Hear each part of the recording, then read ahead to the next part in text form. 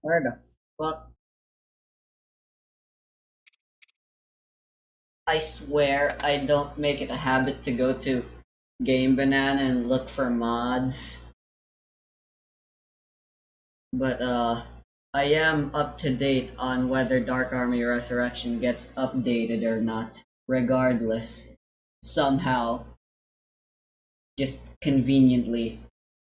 I don't understand it either. Whenever I decide to go check on Games Bananas, I checked it just a little while ago because I just wanted to see Hyrule rebalance stuff. And then lo and behold. Now, I would have and should have just ignored the update like I promised I would, but well, I've updated the mod so many times now, even though I promised not to when I started this playthrough in particular. Because the update's actually pretty important. It fixes the Sheikah skill to actually work now or something, which I guess they didn't work back then, I suppose. Anyway, I'm doing something right now, hold on.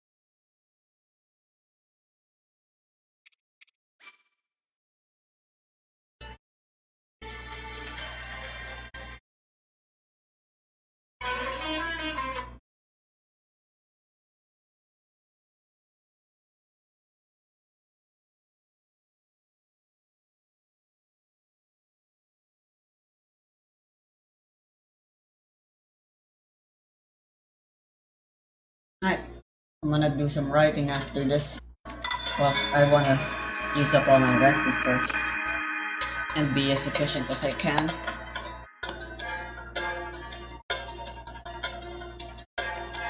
Anyway, just in case the game crashes and stuff, I already have DCML open and ready to remerge and shit. Oh, look at that. Yeah, there's also tips for Dark Army Resurrection now, showing up on the loading screens. Those are worth reading, I suppose.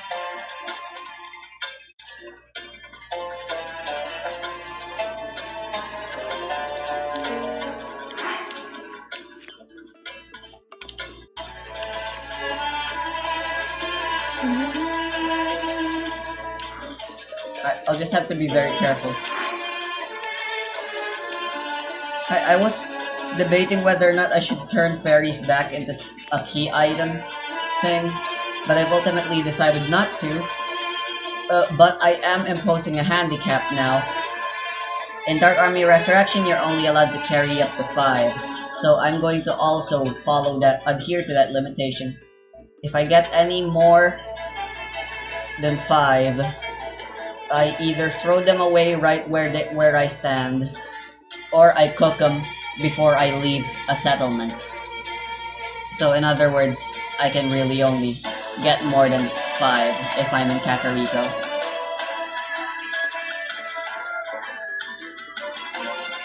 Anyway,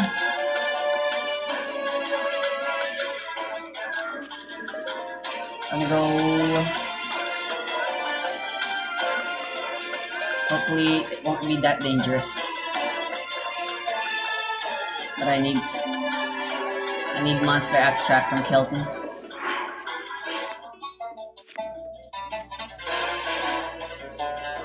Let's see here. I was looking for something, but I forgot. Ah, right, my batteries. I have 4 right now. I'm fairly certain I still shouldn't just teleport around willy-nilly anyways.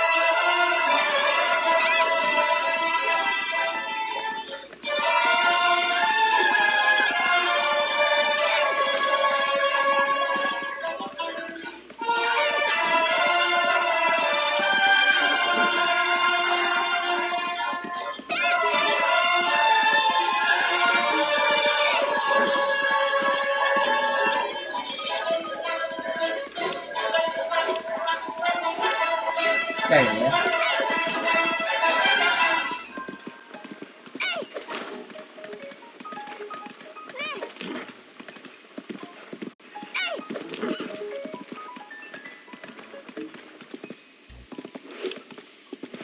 The side view while running on horseback is quite something.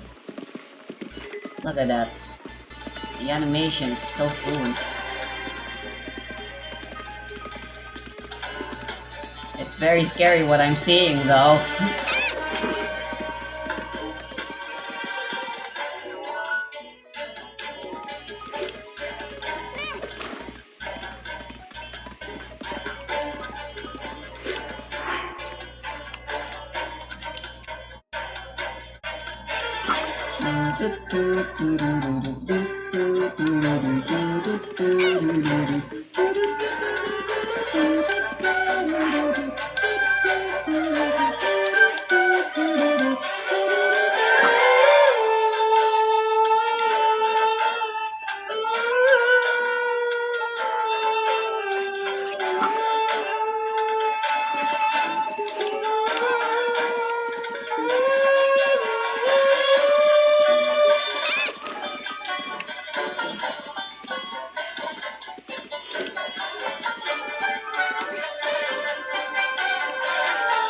I'd love to mine some luminous stones as well while I'm at it, actually. Ah, shit, my drill shaft is gone. Oh well.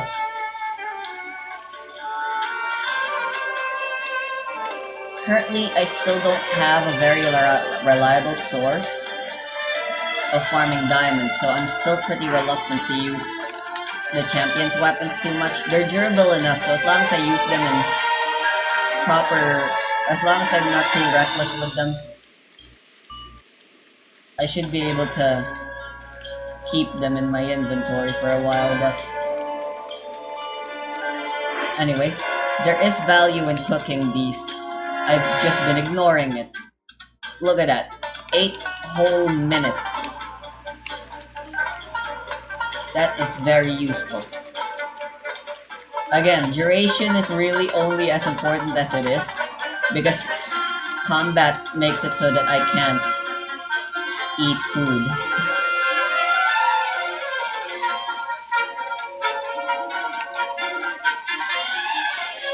It's pretty annoying that while in combat you can't switch weapons in the inventory, which there's really no reason for that to be the case.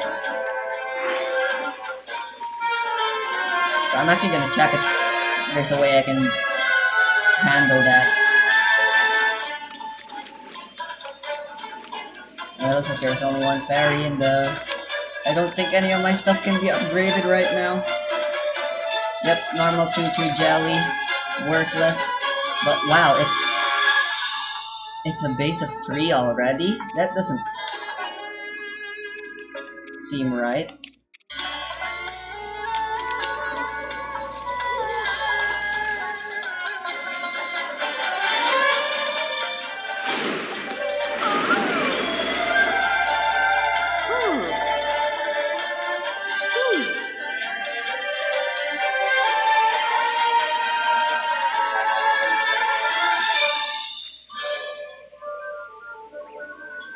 Wow, 8. Huh. Is this really correct? I mean...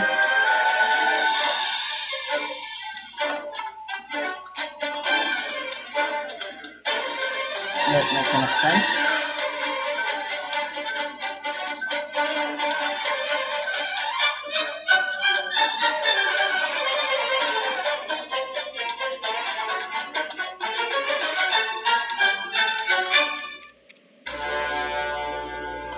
Might as well upgrade this.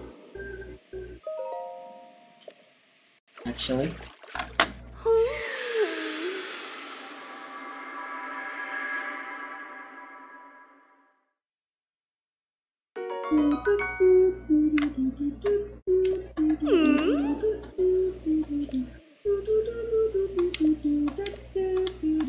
So what's the set bonus for the Gerudo set now?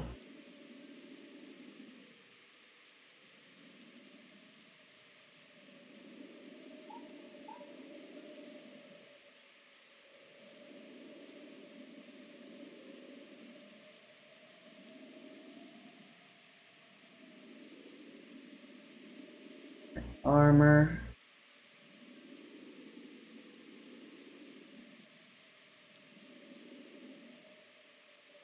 Yeah, the Salvager set is indeed very powerful. Why? I don't get it, but whatever.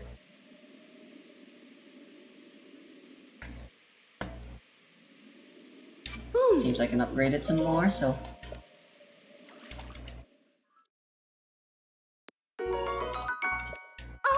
Mighty Bananas?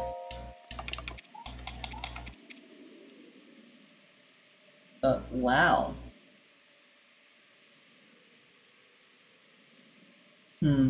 I'd say that's worth it.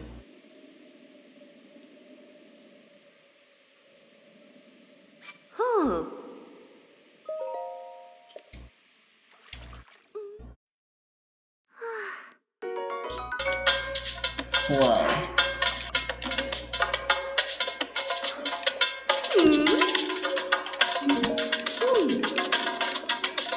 Alright, looks like I'm gonna have to do a different kind of grade. I really wanna get the full Gerudo set. Come on, it looks pretty. Oh. You know, I should go buy some our Guardian arrows since I'm here.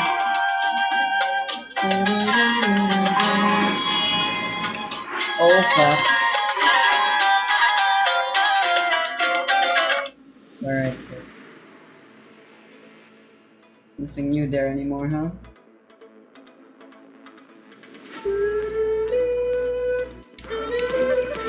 You know what? You wanna tussle?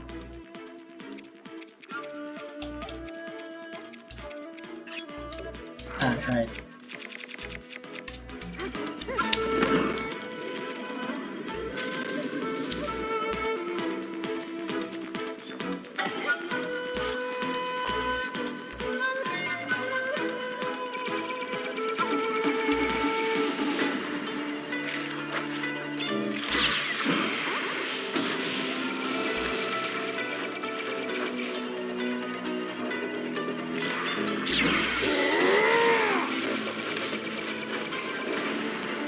Dun, dun, dun, dun.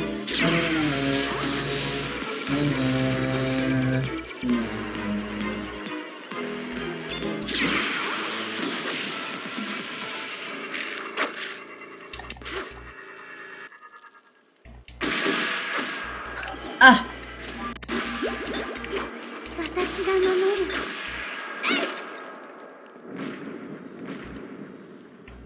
Ooh! Thank you.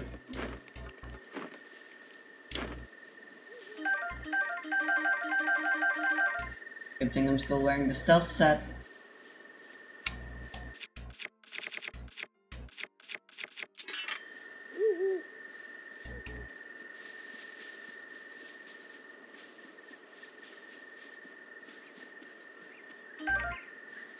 Ooh. I spy with my little eye. Something that'll get Beetle very cray-cray. Alright, if I can get 10 of these, I can get a diamond. Which would ease my mind, because I can at least go reckless with one weapon.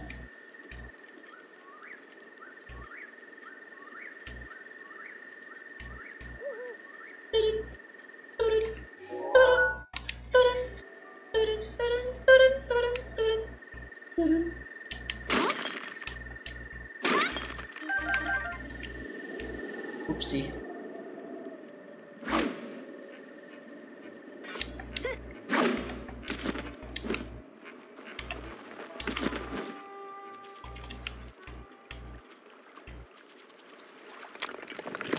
Oh god, I didn't know. Oh, it's a rare. You're worth killing.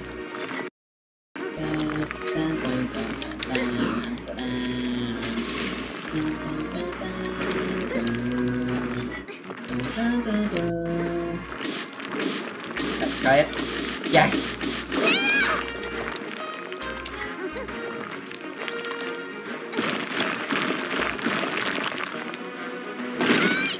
Aha!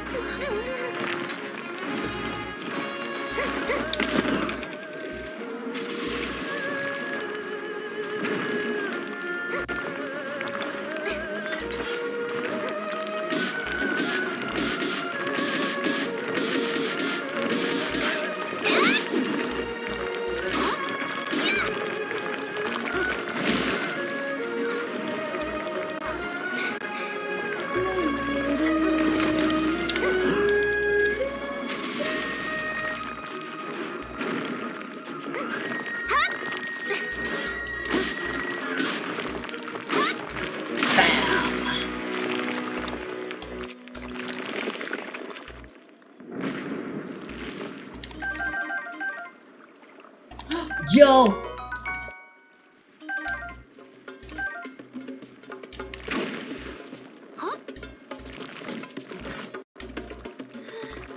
Now that was definitely worth it. Hey, there's a choo-choo jelly!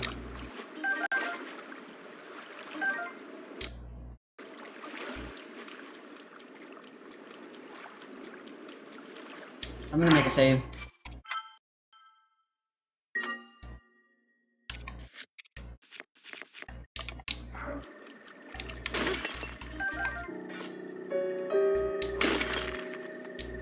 Oh, what the hell was that?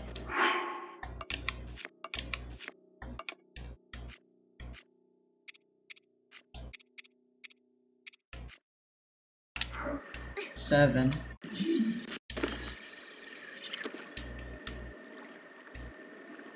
Right, there's still some time before Kilton leaves, so...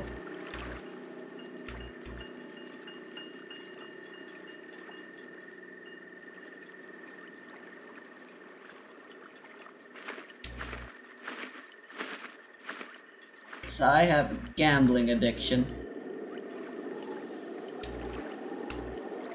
Is Ferocia around? What's up with the wind? I guess there's just a draft around here. Yo! Killed a ton for you, Kilton. Baka ng energy, madam. Babawi ka. Wait, what, really? Minded and removing the IP infringement would change the game quite substantially, impacting everything from story beats to graphics to music, in ways that the original Earthbound or Mother 2 doesn't, while also being too expensive to change, according to Nintendo's own calculations. I've seen a few takes that get close to the real root of the issue. Imran Khan, a highly regarded former editor at Game Informer, wrote that Mother 3, as far as I know, is a dead end. It was full steam ahead for a while, but upon re-evaluation, there were aspects of the game that weren't going to go without controversy. Reginald Fils-Aimé, the former president of Nintendo of America, was once asked by Bloomberg whether Mother 3 wasn't ported to the West because it was too controversial. Fils-Aimé responded, "That is not the issue why Mother 3 in particular never made it to the West. It was all based on the business needs and business situation at the time." Reggie says as much in his book. It's all a business situation. We need to read around the text, though, and understand the roundabout nature of corporate jargon. What is the business situation here exactly? And what are these controversies? There's a whole lot to unpack here, so let's take a deep dive into Mother 3, US intellectual property law, and business philosophy to understand why we will likely never see an official localization of Mother 3, as we know it. But first, a word from today's sponsor, Atlas VPN. If you're like me and you find yourself often traveling for business or pleasure, you will not find a better travel companion than Atlas VPN. Atlas VPN helps you to keep your information private. It keeps you safe when you're using public Wi-Fi, and it can even protect your devices from ads, trackers, and malicious links. I'm sure you've also heard how Atlas VPN can help you access shows available on streaming sites in other countries that might not be available in your own. When you browse the internet unprotected, your information is being harvested and sold to the highest bidder. You can take your data off the menu with Atlas VPN. Moonchannel viewers can take advantage of an incredible deal. You can get a 3-year Atlas VPN subscription on unlimited devices for just $1.83 a month, with 3 months extra and a 30-day money-back guarantee. Check the comments or description below for a link to this offer. But please hurry, the offer won't last forever. Try Atlas VPN today.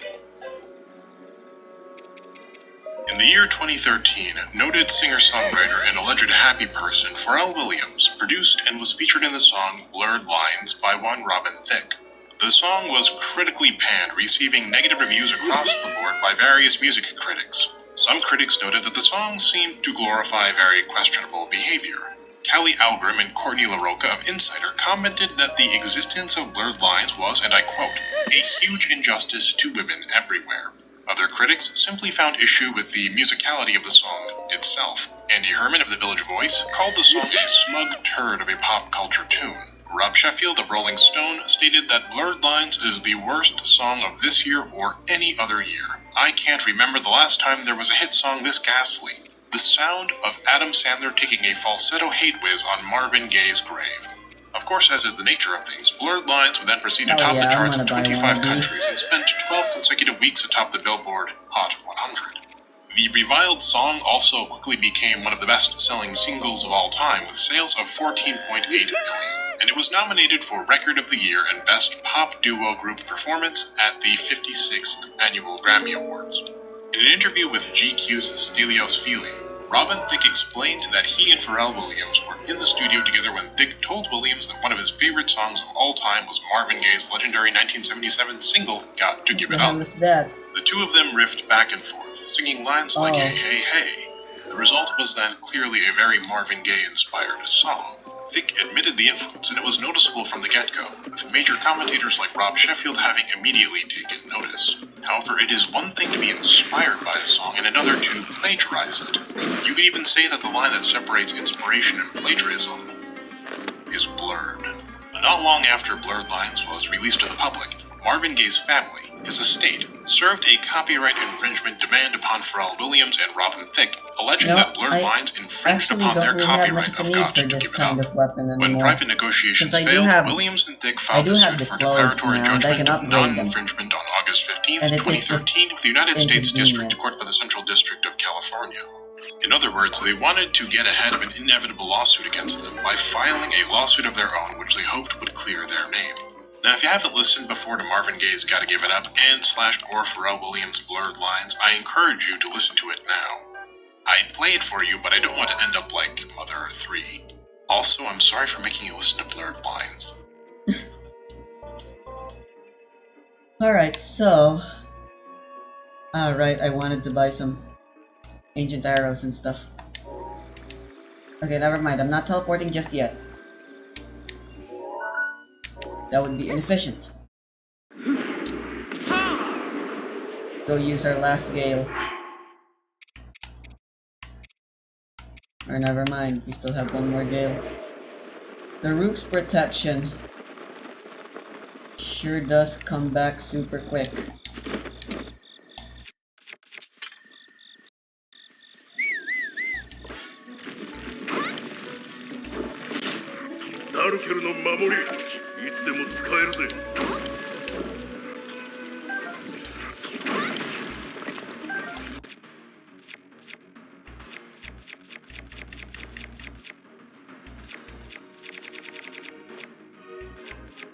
I need to kill them with neutral damage.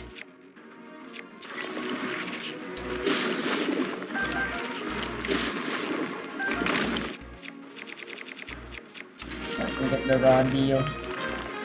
Alright, now we run because I don't have enough to deal with ya. Never mind, maybe I'll risk it. Because why the hell not at this point? I might get another diamond.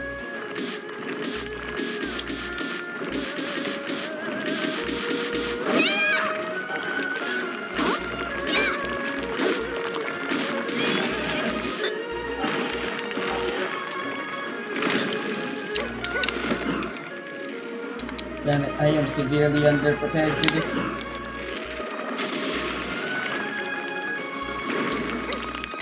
It'd be nice if I had some attack up so I didn't spend as much durability.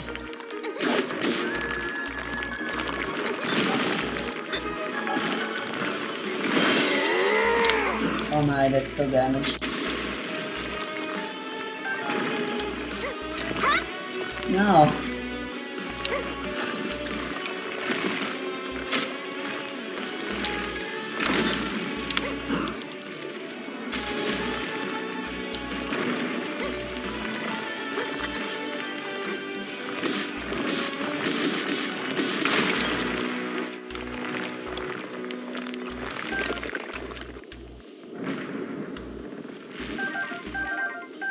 Okay, wow.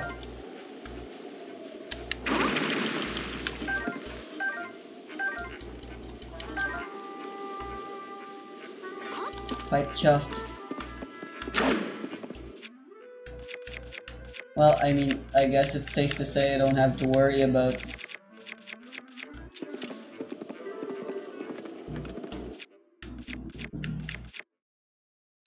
honestly, the Blizzard Rod isn't durable enough to warrant keeping either. You know, I think I'll just drop this.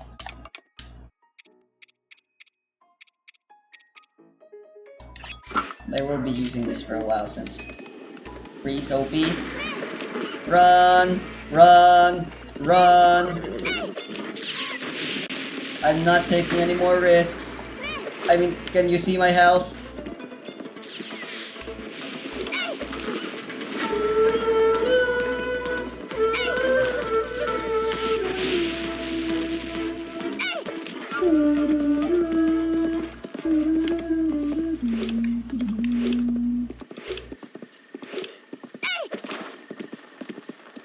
Thankfully, we can outrun them. Sa Lazada, 4-4 free shipping. What the hell, why?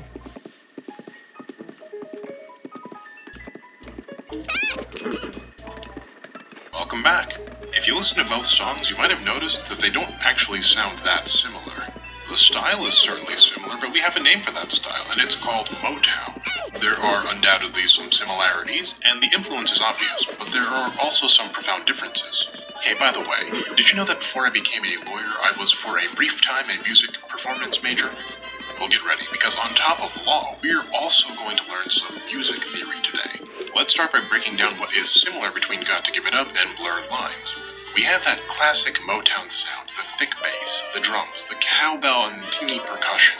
the party sounds in the background, and a similar but not identical rhythm. And honestly, that's about it. That's really all the similarity that there is. But what about the differences? What about the melody, Moody? I hear you ask. Well, listen closely, or better yet, look closely at the music itself. Got to Give It Up and Blurred Lines share no melody in common. There are no two adjacent, no two side-by-side notes identical in common throughout the entirety of both songs. There are no two chord transitions in common either, like that of an A chord to a C chord. In fact, Blurred Lines really only has 2 chords in the entire song. It's what we call a 4-to-5 chord progression. Got to Give It Up, meanwhile, uses only 4 different chords. The 2 songs also have a different BPM, or beats per minute. Blurred Lines is 120 beats per minute, and Got to Give It Up is 122 beats per minute. The 2 songs also share no lyrics in common, despite sounding similar. The rhythm is also completely different, and there is no sampling or direct usage of sound clips from Got to Give It Up in Blurred Lines whatsoever. Knowing all of this, what do you think the result of the lawsuit was? Well, the answer may surprise you. The Gay Estate counterclaimed against Williams and Thicke, alleging that Blurred Lines infringed upon their copyright in Got to Give It Up. The district court found that the case had merit, and after a 7-day trial, the jury found that Williams and Thicke had infringed upon the Gays' copyright in the song Gotta Give It Up. The outcome of that trial was earth-shaking for the music industry.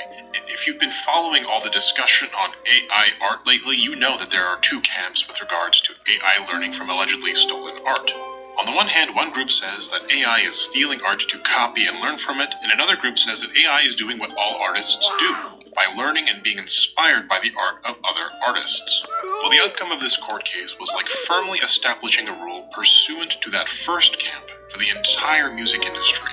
Having your music influenced by another's music is theft now. If you copy another song's feel or groove, even if the songs have nothing in common otherwise, even if it is an obvious tribute, even if the alike part is a mere snippet, it is enough to quantify copyright infringement.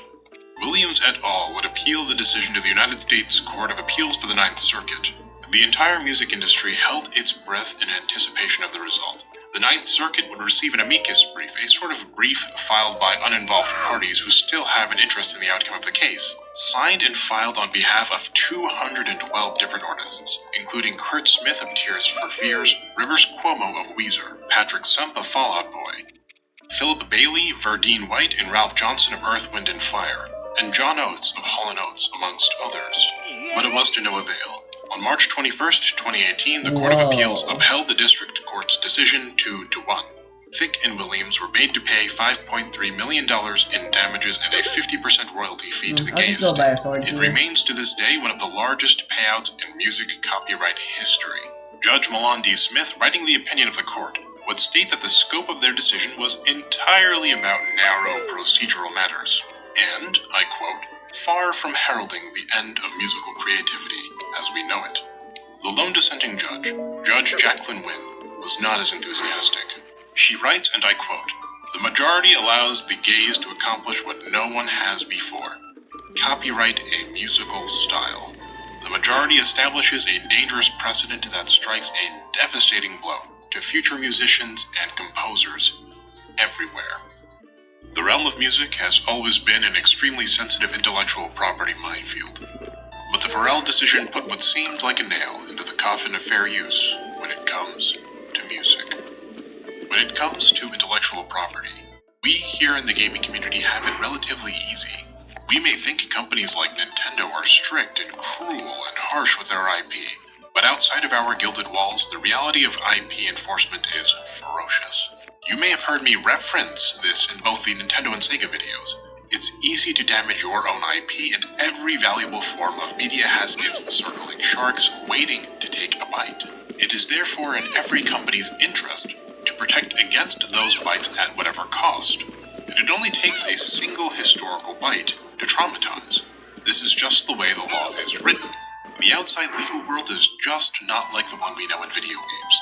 We may complain that our Let's Plays get taken down or our strategy guides get DMCA'd, but I can use all the music from Mother 3 in this video without fear. I couldn't do that with Blurred Lines. The music industry in particular is absolutely riddled with massive copyright lawsuits. The industry is extremely strict about protecting its intellectual property, for all kinds of reasons that we can't quite get into in this video. Although the Blurred Lines lawsuit was an important and relevant landmark case, there are many other such lawsuits. The year 2022 had 5 such major lawsuits alone, with one already having been settled between Missy Elliott and Bad Bunny, where artist Bad Bunny must pay 25% royalties to Missy Elliott for the song Safira. Alright, that's great, Moody, I hear you say, but what does any of this have to do with Mother 3? My dear friends, this has everything to do with Mother 3. Let's figure out this puzzle together, starting not with Mother 3, but with Earthbound, Mother 2. There we go. In Japan, the series of games that we know of in the West only through the title Earthbound is called Mother.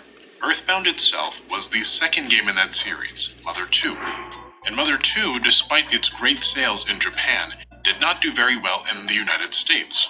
In fact, Earthbound would never receive a European release, and the game would only become a cult classic long after its Western debut.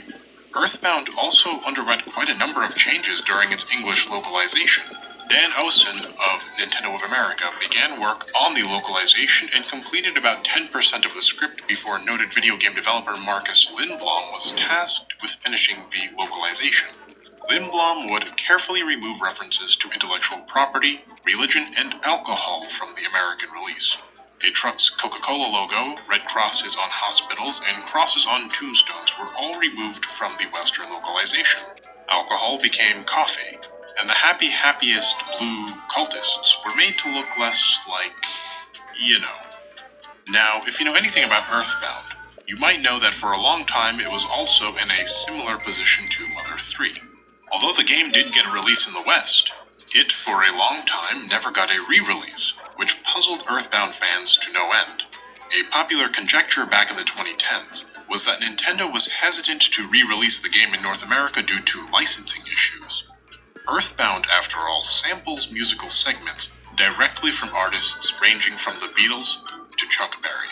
During an interview, however, with Jason Schreier of Kotaku, localizer Marcus Lindblom would state, with regards to Earthbound, that issues regarding music licensing, and I quote, never even came up when they were working on the game. Lindblom continues by stating, we did sit down with our legal department and we were pretty certain that there weren't going to be any issues with a lot of this stuff because we were kind of protected to some degree by the parity clause you get. Back in 1994, Nintendo was a very different company than it is today.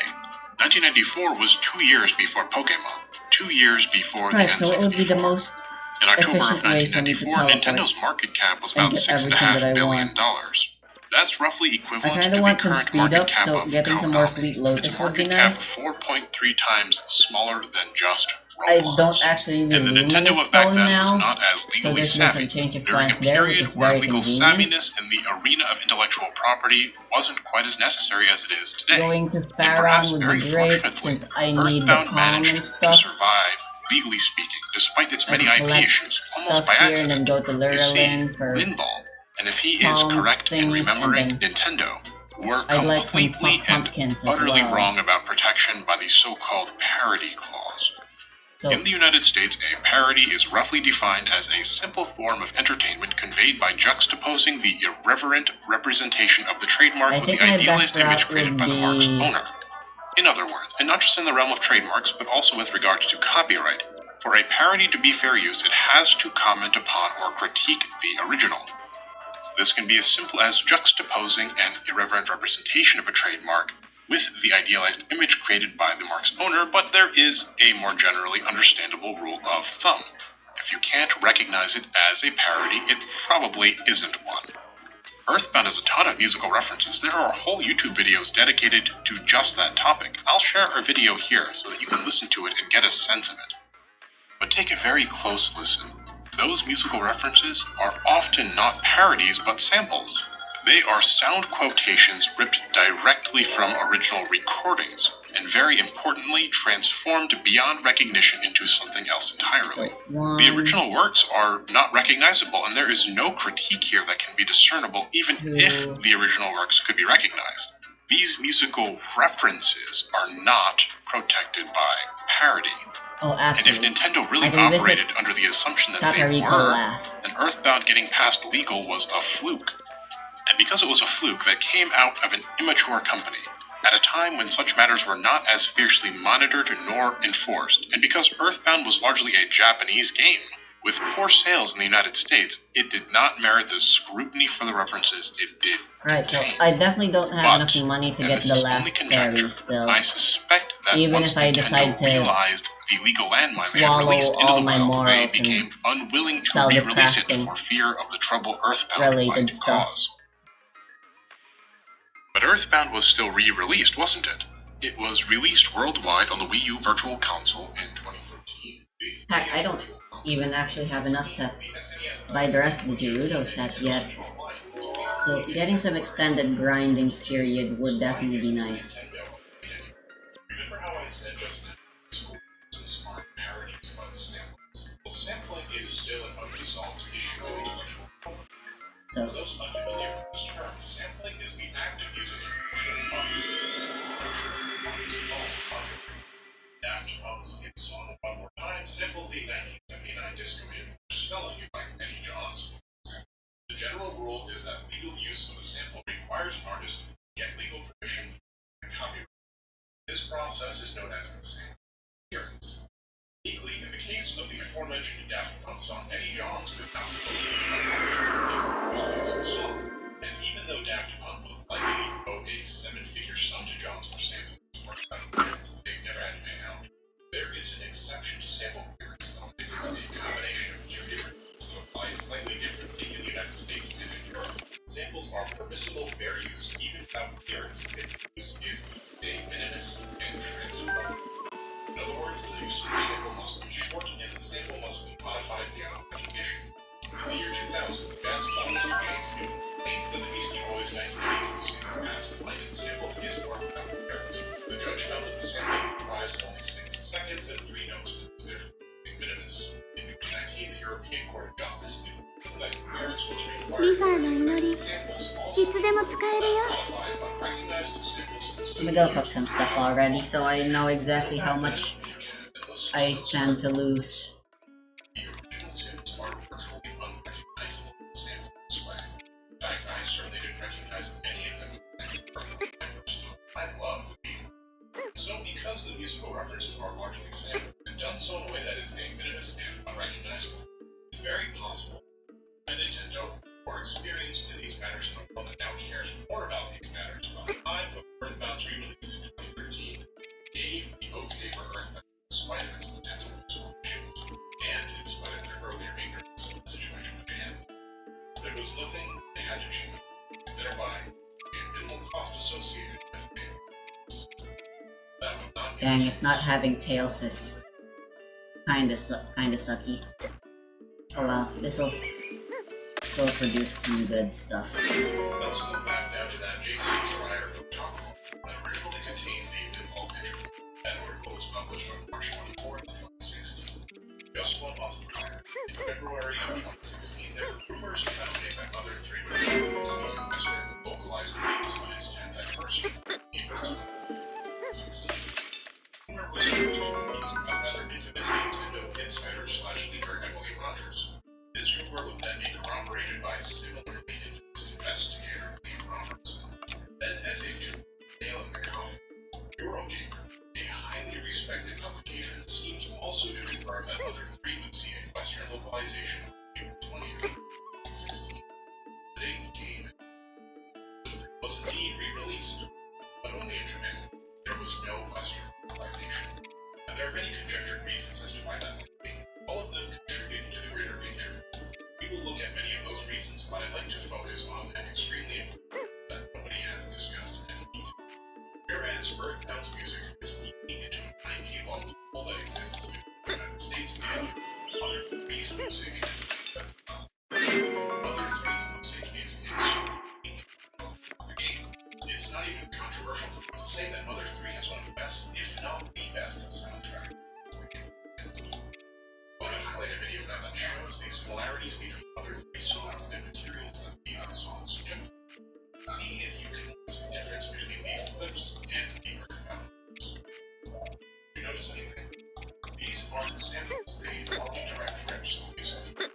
aren't parodies. There's no critique here. These are tributes. These are homages. Remember Blurred Lines? A tribute is not fabulous. Borrowing a note from motif and relevant. So we really gave these tasks to and the legal developments that have narrowed the scope of this issue such that it has become a big scary problem are very recent. Let's dissect a few very specific examples of the other three.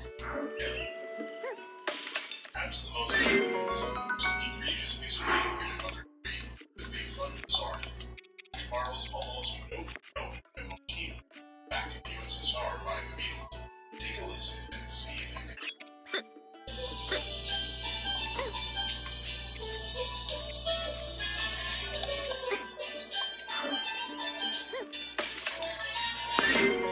Lovely. The section of the song where they go, "The Ukraine girls really knocked me out, they leave the West behind." That is hardly the only song, however, that borrows so heavily from other songs. Let's turn our attention now to Mischievous Blues, which borrows heavily from Henry Van Zandt. Dang it. Alright, one more time.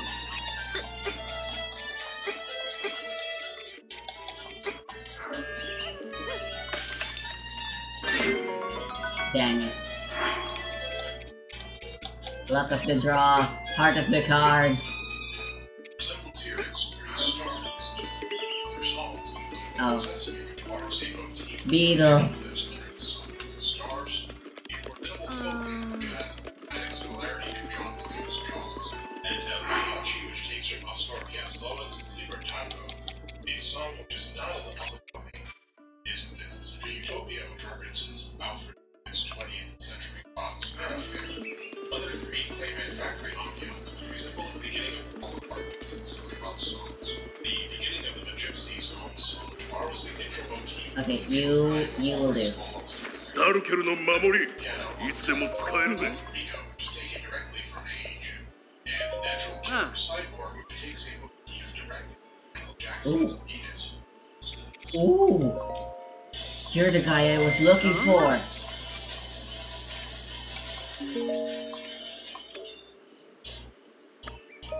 Oh.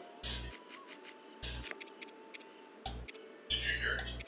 Let's also take a quick look at the Mr. Batty Twist theme. Buy my worthless stuff. Resemblance to the intro music of 1966. In this specific case, it could be very easily argued that this song is parody, with the song being the theme music for a caricature bad character named Mr. Batty. However, the Mr. Batty Twist theme contains another musical reference that is not likely to be considered a parody, and in fact, it's one that I don't think anybody's actually caught on to before. And that is a reference to Andrew Lloyd Webber's Phantom of the Opera. Get close to this one.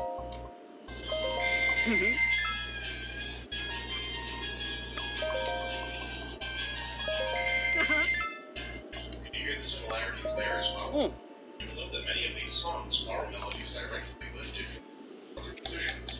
Doing that to Blurred Lines, Robin thinks the statement that he had been inspired by Marvin Gaye was used as evidence against him to demonstrate that Blurred Lines had borrowed some aspect of Gaye's music with his permission. Well, Nintendo could hardly say that Marvin's music isn't a tribute to them, it is all a mere coincidence with both games reference outside music so heavily. But why are...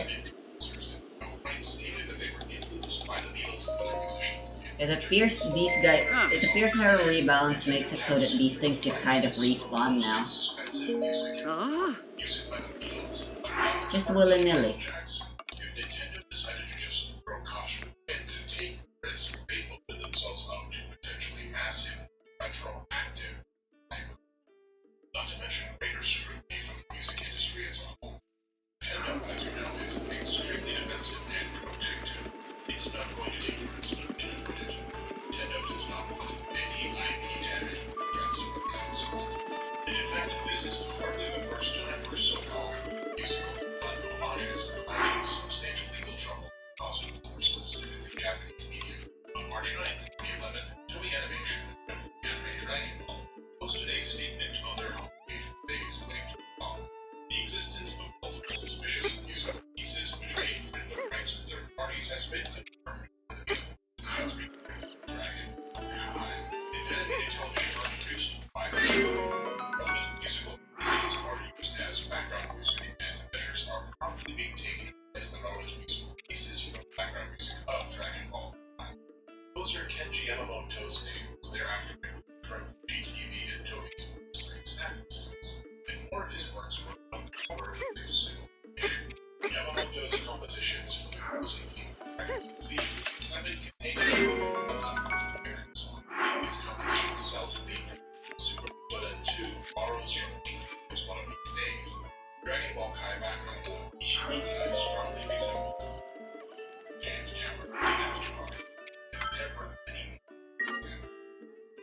expect Mother 3's soundtrack to cause the game to run into similar difficulties as was released in the West.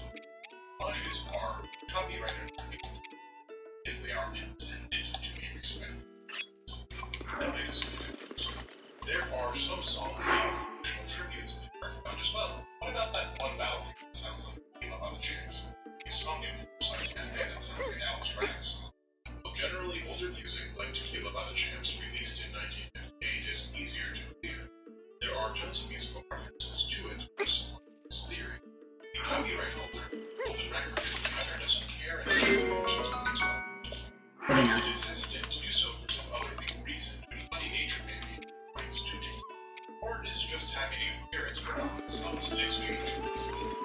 No matter how expensive it is to hear rights to Tequila by the Champs, if such an action was even necessary, it even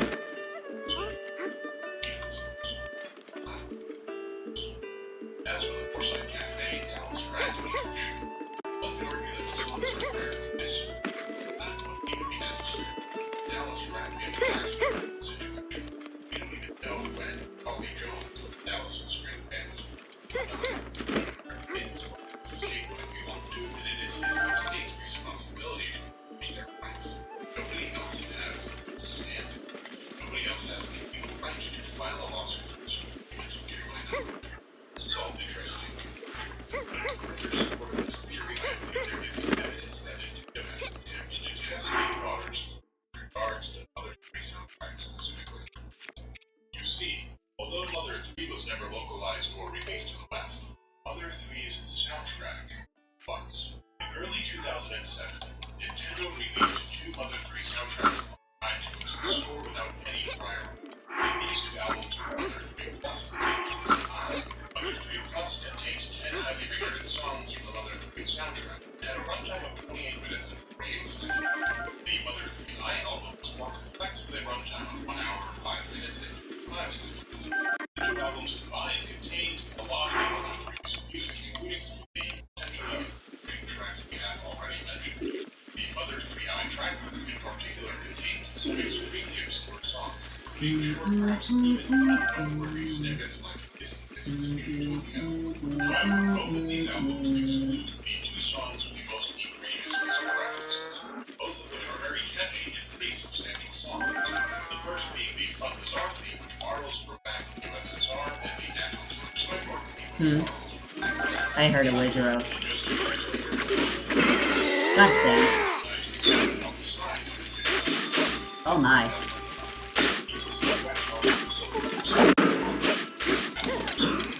There is no only release ever saw.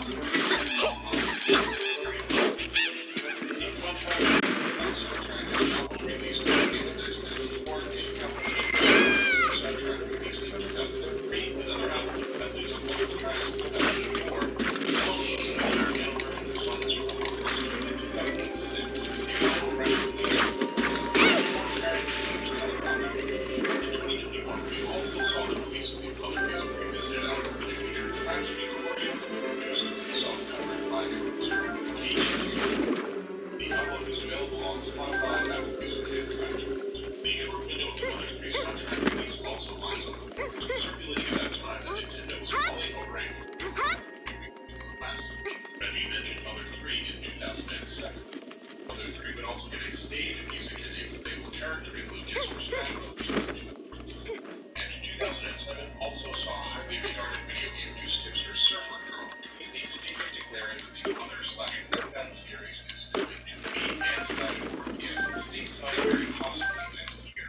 I suspect, albeit only circumstantial evidence, that the Other 3 soundtrack releases have attracted negative attention, or otherwise uncovered some legal issue that Nintendo was eager to avoid. In that regard, the West soundtracks for those 2 years served their purpose.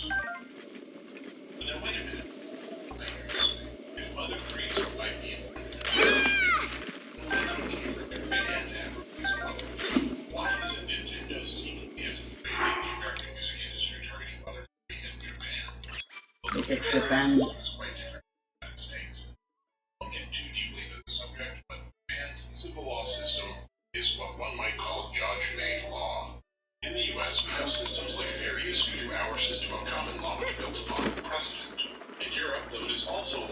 civil law system has followed suit when it comes to American interpretations of intellectual property with regards to certain aspects of music, like tributes. Japan does not subscribe to an American system of intellectual property despite previous attempts by the United States to force aspects of American intellectual property law into the Japanese system. Gross. The 70-year copyright term for cinematographic works that Japan was required to adopt as a result of the Trans-Pacific Partnership.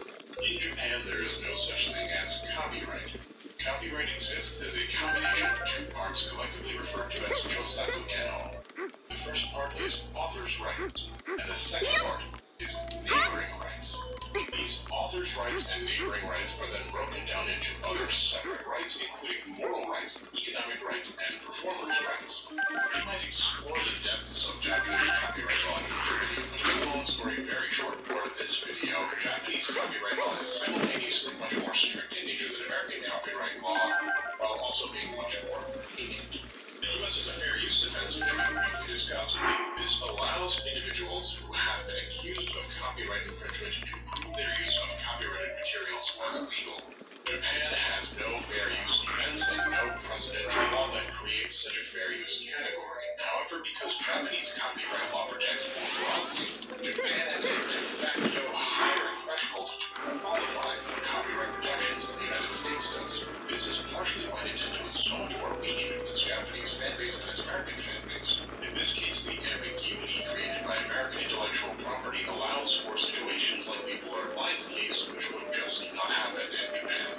In other words, Mother 3 is releasable in Japan without too much issue because the threshold that a party claiming copyright infringement would need to meet is higher in Japan than it is in the United States. And ultimately, it would be a Japanese judge deciding the outcome of the case and not the outcome of a precedential decision. Hi, Future Movie here. I apologize for my voice. I have a bit of a cold. You might be wondering why the soundtrack here is from Delta instead of Mother 3. Well, as I was running the video through the YouTube copyright scanner, the song Theme of Destra was flagged as a cover song, making the video ineligible for monetization. Interesting, right? If you are familiar with video game soundtracks and YouTube videos generally, you know that this is pretty uncommon. Just some food for thought.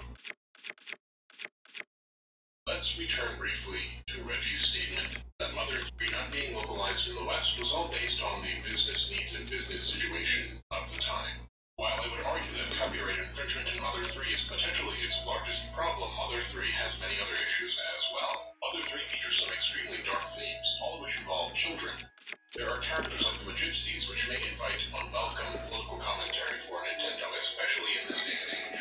There are Easter egg references to other intellectual properties that might also be problematic.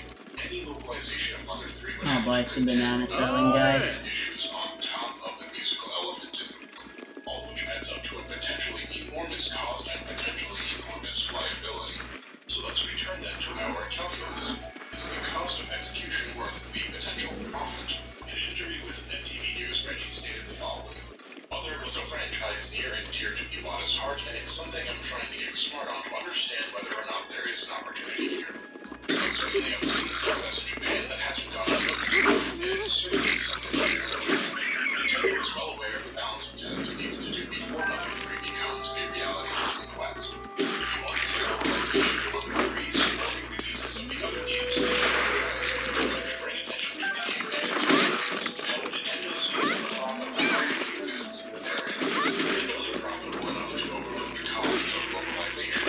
The law surrounding fair use could also change very rapidly as soon as we move this to the U.S. Supreme Court and Andy Warhol Foundation for the Visual Arts Incorporated versus Goldsmith. But that's a video for another day. Nintendo sees that Mother 3 had a large cult following, but it remembers its lessons from Earthbound 1 and the terrible sales from that release.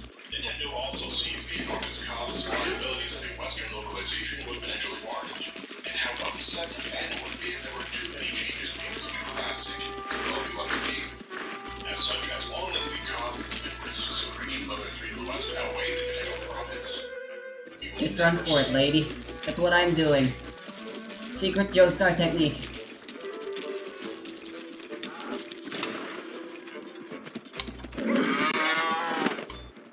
This video is the most legally dense video I've ever produced.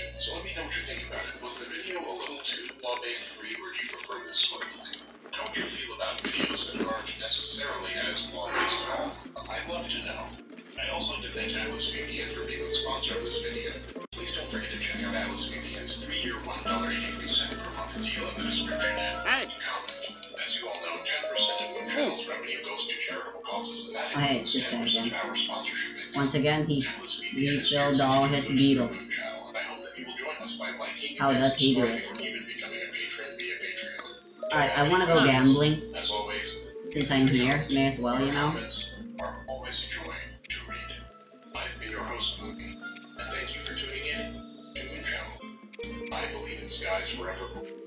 Why shouldn't I believe the same? Come on, Reggie, give us Mother 3! How about this instead? Ah.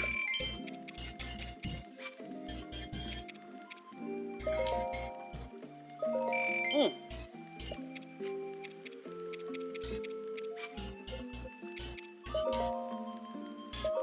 Ah.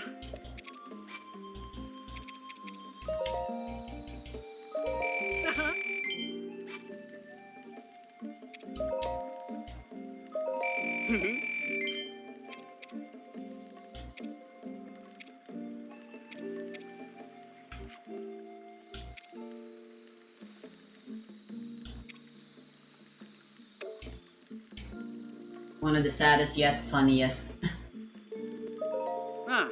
things to come out from Nintendo's PR. Ah.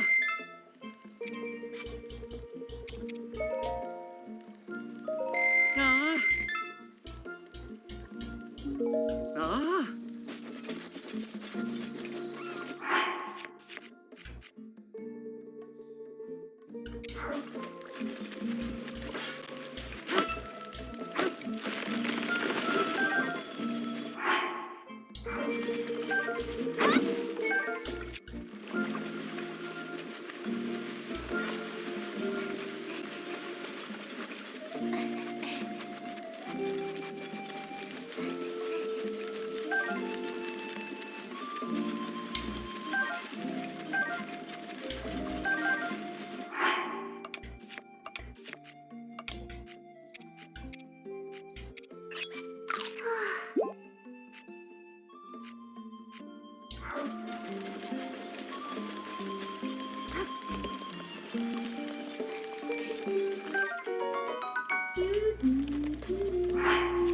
Oh, sure, I actually had a space for this.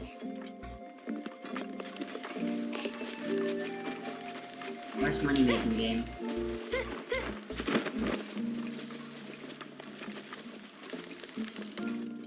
There he is.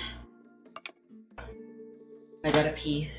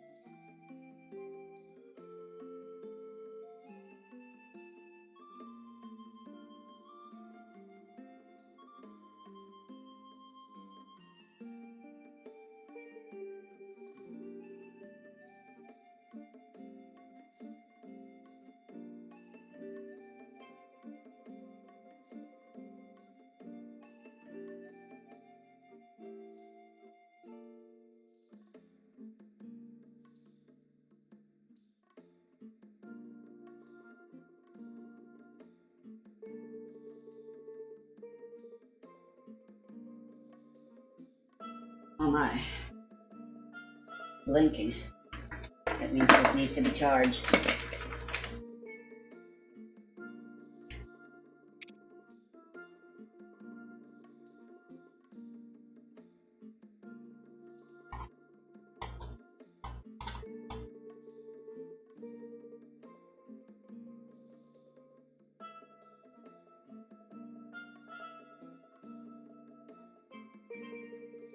Any lower level series. The series, you guys submit your games to me, we go over all your good moves, all your bad moves, all the outrageous, bizarre, straight up monkey-minded baboonian plays that just make advanced wars brains. We also learn from that. We're also entertained by it. So without further ado, let's look at this map. This map right here is called Below Supreme. There's quite a bit of usage in Live League, as well as the local leagues. The reason being, it's a very aggressive map. Why is it aggressive? Well, it's a straight up 2 base versus 1 base and airport map. The HQ is also quite vulnerable. So there's a lot of base trading going on.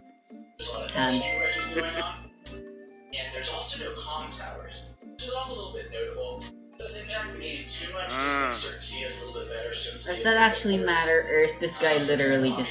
I've looked it up, but there's not that much info regarding the money-making game in Breath of the Wild. Anyway, I'll go left. Now, another thing that's notable about this Oh! is 2 units that are just outright busted. They're just better than usual. You can pause the video for a second if you want to think of 2 No, units. I won. The answers are Copters, I'll play again. Why? Well, first off, we'll start off with Artillery. That'll be a net gain of 80 still if I don't win anything. So many mountains, so many choke points. Imagine putting an artillery here, the base lock is putting it there. Purple, artillery here, put artillery here, put artillery here. Oh, those dissenters this time. Caps on this. Stop here. Artillery just 10 arrows? Artillery that tanks sometimes. I think I'd imagine with Armament, where I think I build more artillery than tanks. Hoppers are also good for pretty much the same reason. A lot of mounts in and out about. There's other stuff here. I want to see what else is in here. Harder to get across, impossible to get across except for air units. Because there is no forts. So copters are really good, and artillery are really good. You see a lot of base. I'll go for center again. Variety of other spaces. Enough about the map. Alright. The players themselves, we got Stespella, playing as Sonya. Stespella, for y'all that don't know, is pretty active on the advanced doors by the way. Alright, one more. Pretty firebrand, pretty feisty. This is the last one. People, you know, just a general feisty player. About 1,100 player currently. Yeah, pretty feisty. I've not heard of Exarch before, but he seems like a pretty competent Jake player. I ranked around 11 or 10, 15. This time, Stespella does have to be let's always right. However, all that's the seal matchup. Because we have Sonya Sighting. Sonya Sighting in standard. SSS, baby. Sonya Sighting in standard. Sonya, for all that you are. Alright, you know what? I'll go one more. Give it to me. Worse than Jess, worse than Cole, worse than Grim. That's right, worse than Grim. I is Sonya considered worse than CO. Well, one thing I should have been picking right. I'll pick right again.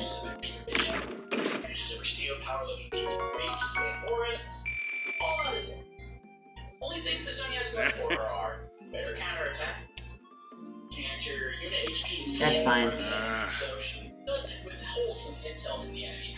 And then keeping track of units is pretty difficult, but however, unlike a dog, you can keep track of where the units go. They retreat, you see where they go, so Right, I still ended up winning 100 rupees from all that. And some bonus.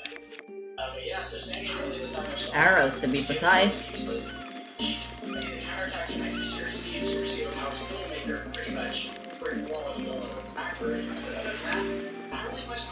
Oh wow, they sell durians here.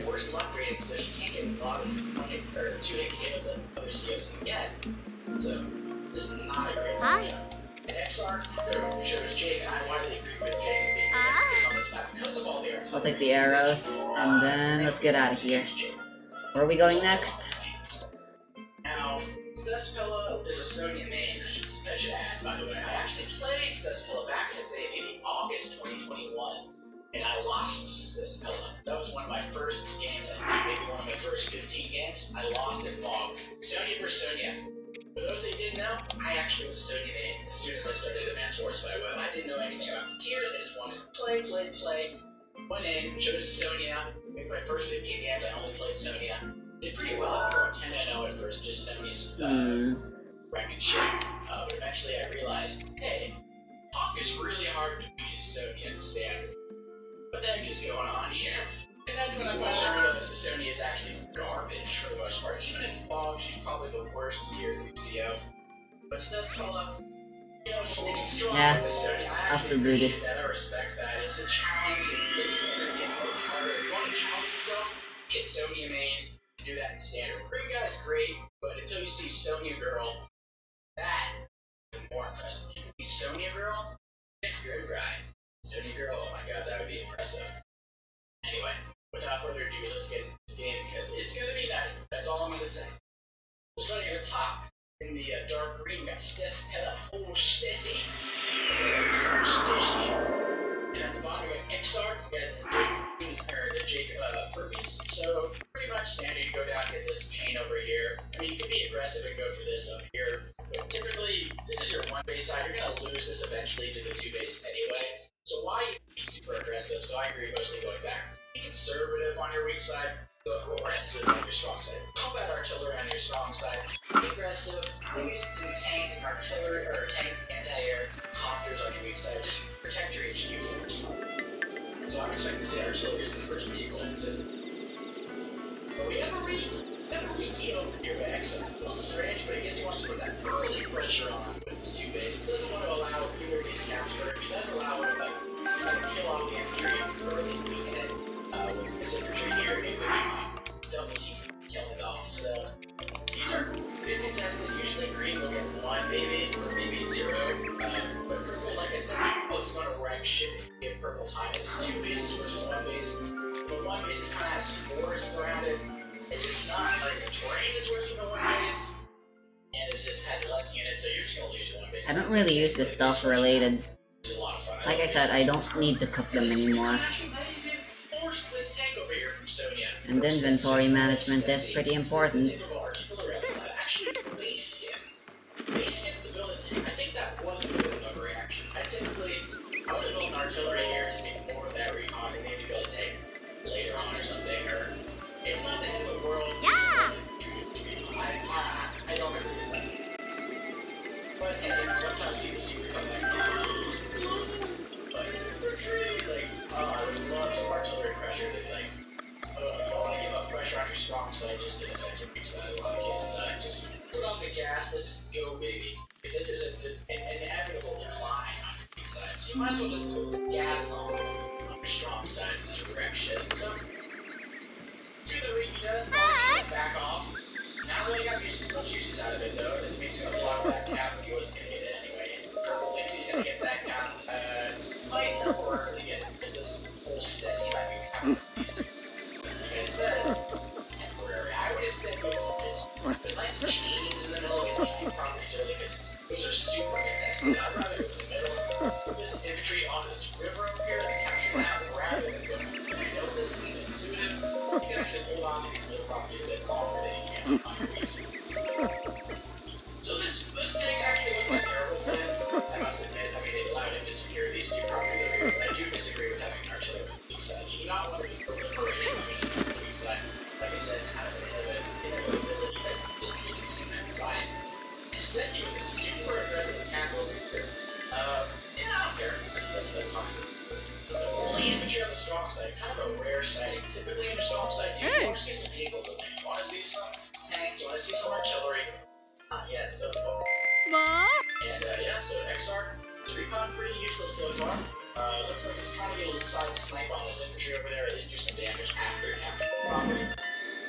Oh, station gets some more middle presence earlier on than Exarch's a little bit slower to the punch, going straight for these three infantry up here, where Stessie's a little more dispersed route.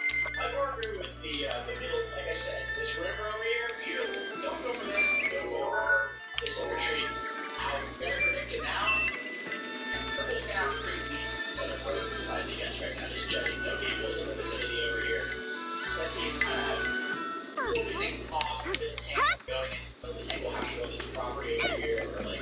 I'm just gonna throw that ore away. First strike off on it, other terrain, so you have to be a little wary about that. So I like Stessie's position so far better. Now he's being a little weak. He's building another tank. I just don't understand this with Stessie. Going a really hard investment on the trade side of the tanks and artillery. Not a single piece of artillery on the weak side. And the beast is building a tank. Artillery is so good on the strong side. Neither of them is building artillery on the strong side yet. Oh my goodness. Finally, Kirby is realizing that he should go with the buildings. There's some pretty nice chains over here. Yes, they are. Excellent. Now you see the light. Recon goes in, gets a hit off, going to cause some repairs. So he's going to be down to 12,800. Just a little bit nice for him, so Sesapella can't just build 2 artillery and infantry. Honestly, that's not beyond me. I would have already been next turn back 13,000. Oh, you. His artillery are good. Even if you're not big, build them artilleries. Build them. You're gonna have an artillery with me. Sorry. So this tank is the range of being 2 tanks.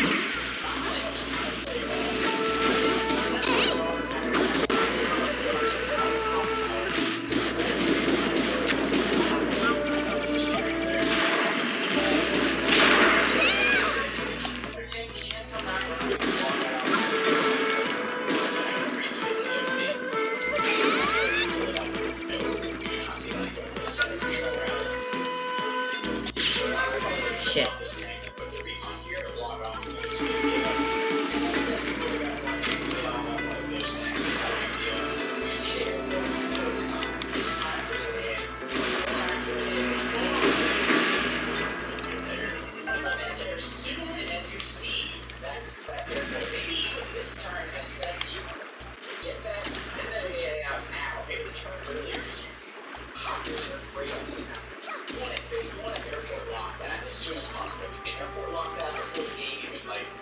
Settled, like before you even build a thing, like maybe turn like 6 or 7 there, like that's beautiful. I think I might have had here for one of my games I played on this map. I was loving life.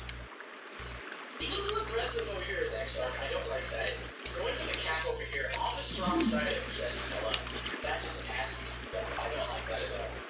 Even though it's just tank versus tank, and there's a little bit more infantry for purple, you're not going to be surviving. Stessie, both sides, be quite aggressive on the weak sides. Stessie is like, I'm building 4 tanks and artillery, but hasn't done shit. Like I said, this artillery is better positioned over here. We can get like a base slot over here, plop with this flare over here to get this property, push it over here, maybe go for HQ rush using the artillery. But instead, this artillery is just sucking on slums over here. Like, what is that doing? What is that protecting? Nothing. It's not doing anything. You're not even protecting this infantry. Like, you can get into AKM with this infantry, you so chooses. That's a useless artillery. When I say we side artillery are bad, 90% of the time they are. This is more than the 90% of the time that they are bad, so yeah, I do not like that artillery that hasn't done jack shit. Yeah. Both sides, like fighting on the weak side, I don't like it, but that's where you see sometimes. And hey, Stessie was able to hold on to that. It does have an income advantage. So, you know, it like not so far, but it's more a sign of XR a little bit slower in the middle of Stessie's getting after these properties way before XR gets properties, so XR is also a bit behind on these 2 properties over here where Stessie's a bit ahead. So, these are systems. Stop the recon yet. Especially, those are going to be gone, Mark.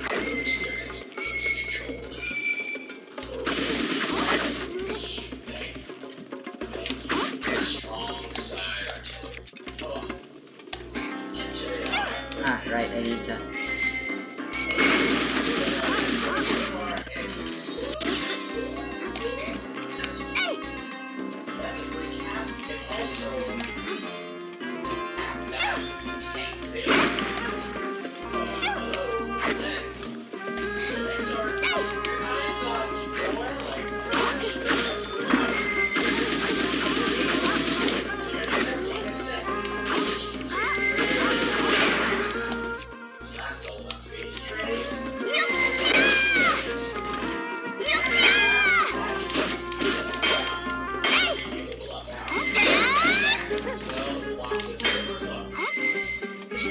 waste your time on that. Just remember, you gotta take it. After all, there's no way out there to compete with it. So if I'm next door, I'm like, holy shit, I need to have a plan. This is the only guy. Sorry about this, you said I'm gonna walk around.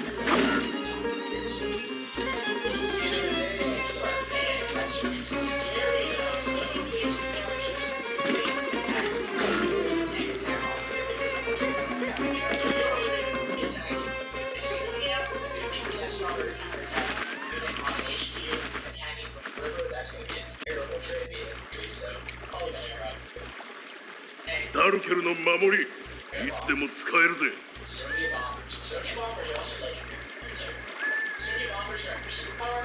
Yeah. Try to attack with anti-air. They counter-attack first. That means every time Sony pops her superpower, the Sony player attacks first. The counter-attack is your attack when using the Sony superpower. And that bomb will only one-shot anti-air. So if you attack with an anti-air, the anti-air will die. The bomb will take no damage. The only way to kill it? Fires? Misses. He never misses. Just fires. However, it is vulnerable when you're not using a superpower. But however, think about Sonya. Those are cheap. 5-star. 5 stars. That's a hot power right there. Easy peasy. Pumping out those superpowers like a candy.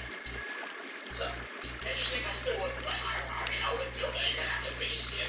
I still want to build like a copter, more artillery. There's no artillery. I would have got double RD or something over on the strong side. They had double RD and like a copter infantry or something rather than a bomber. Bomber reeks of desperation, also his weakness. I don't really like that. This is Stacy, I think is winning at this point. Has better control after that. I like, no, it's not going to capture the HP, it's going to lots of pressure mentally, physically, physically, but mentally on Exarch, so just forcing him to use 2 units to stop that. Aster interrupt with those tanking boosts. But now Exarch's like, hey, he's pushing my HQ. To play that game. I'm gonna push forward. I don't give a shit. I'm going to the jungle. There's 2 artillery coming out, there's gonna be 2 anti-air.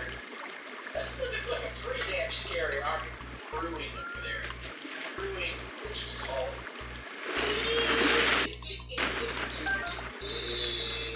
That's what Sharky's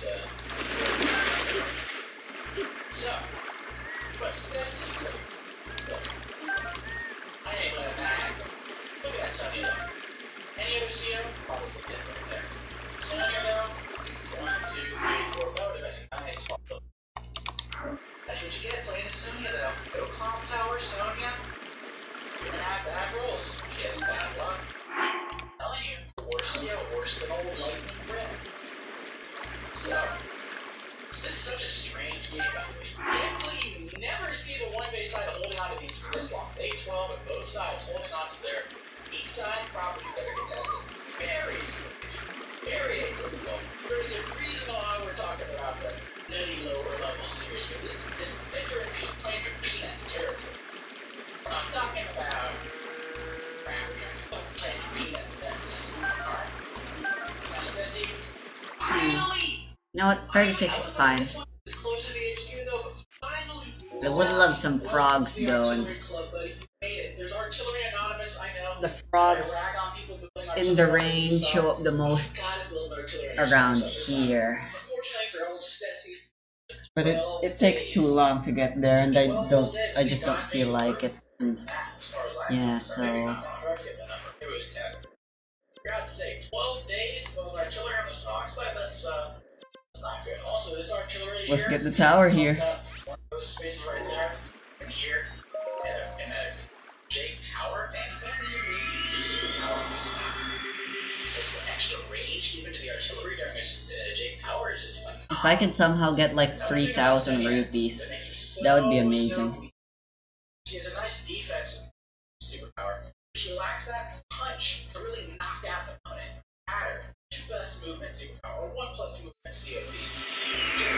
Superpower 2 movement, extra planes movement, extra planes bonuses, sprint, extra firepower, chest, extra firepower, extra movement. So yeah, I just get to attack first, to attack me. Yeah, you're not gonna kill someone. You're just gonna slowly, methodically push and win by a war of attrition. So he has a higher skill floor, I would say, where you're not gonna have that knockout punch that a lot of other CO powers will have. So, gotta be a little more methodical. So let's see what old Stessy can do. This is not looking too great, then you can block right here with an infantry. I would like to see that. Nope. Wrong answer. Put the infantry there to prevent the follow-up attack by this tank right there on this plan. I would block it. But just around. Happens. Because now you're gonna get that and that. Fortunately, not a 2-hit KO like it normally would be. That is normally a 2-hit KO, but it is Sonya luck, and then you go wrap this around and attack from the plane rather than road. Attacking from the road is like having choke. Just not great. Just not great. No. But Sonya is getting you the superpower where she will be invincible. She can attack that, use a superpower, gives a shit about that. That thing ain't doing anything. He's attacking first with it. The bomber isn't doing anything. It looks like the bomber might just plop on the HQ. So I don't know where that bomber's going. I don't think Smith's knows where that bomber's going. I think someone hijacked that one.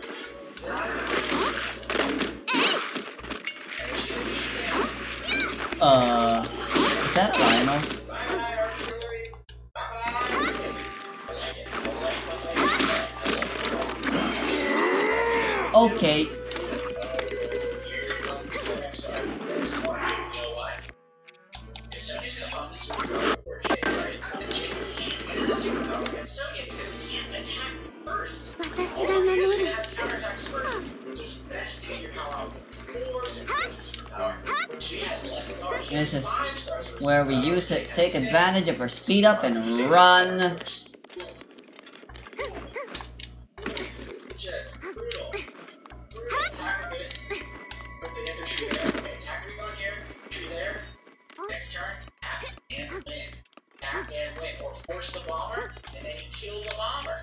Oh, you love to see it. Yep, bring it up there. Nice move by XR. Love it. XR clear. Pretty damn good, man. I don't like this middle, like, he just kind of, a little too hard over here. Didn't really cap the middle. Therefore, Stessy has maintained the income lead this entire match. Currently at 4,000 higher. Not really by virtue of much better playing in the middle, or just better, you know, infantry capture stuff. That part's not great. But, hello, Stessy is also knocking on those HQs. You want to put that infantry on there and block that. Infantry. Okay. Wow. How you gonna attack that? Draw. Don't. I hate when it just attack is at 3 HP or lower. Typically, I want to attack with energy unless it's 2 HP or lower, but you can power. It's at 6 HP. Draw HQ and then hit the other. Now the HQ is. You wanna go? I don't think he's gonna get on it this time, but still. And now we see the. This bomber is. This bomber can do whatever the hell it wants. And it's not gonna attack. Give that. Give me that. I was gonna say, if you could attack this one, rather than they drop that down, please attack that drop it down. Getting that in here, building a combo next turn is so much better than just stopping temporarily in this capture. So I'm happy to see that that's happening. Oh, that sack there to interrupt Raider Cap. I want to continue now. See, it's fighting back. It's not looking too great. It was looking great one earlier, but now look at this. Like, Exarch starting to fight Garg with all these, it's the Garg. It's the Garg with the arcs. They're gonna Neo tank Stessie with that extra funds. He's utilizing the extra funds with the bomb. He's picking up way faster than Exarch, not too great over here. Started fighting next. How would that says he has a maintenance attacks on Exarch's gonna use it now. Gonna have a lot of money next turn. He can build his own bomber, his own gear tank. Exarch, let's put that. He's looking up, he's gonna kill off this tank. He can block the Neo tank in there, move one of these in there, start capping. Yeah, I think Exarch is about to really. See, look, even the replay could show it first. So he attacks first, then you attack it. You sweet summer child. Everyone learns the hard way. Everyone learns the hard way. Never attack Sergey Bomber. Or after that, we can watch that again. Right. Yeah, that was dumb. But you live and you learn. Now you got this over here. You need to get this little shit over here. That was a big blunder because you know now this bomber can interrupt the cap with impunity. There's no anti-air attack. His anti-air's not gonna reach there in 2 turns. I can't believe this guy somehow managed to find a way to randomly spawn freaking the aerial guardians.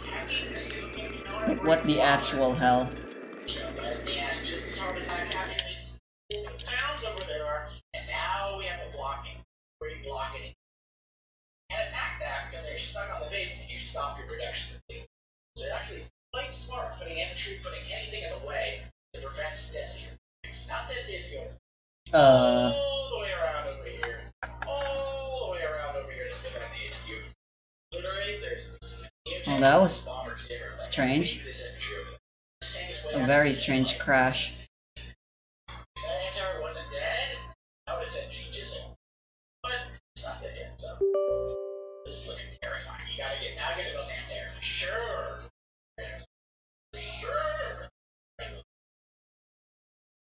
Anti-air.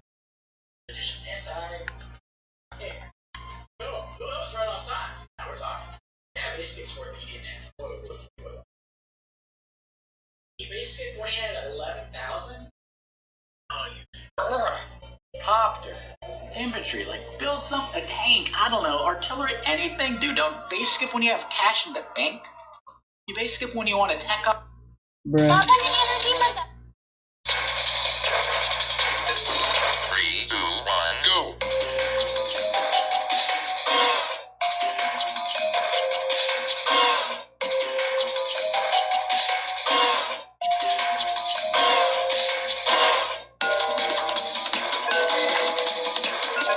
Wait, what?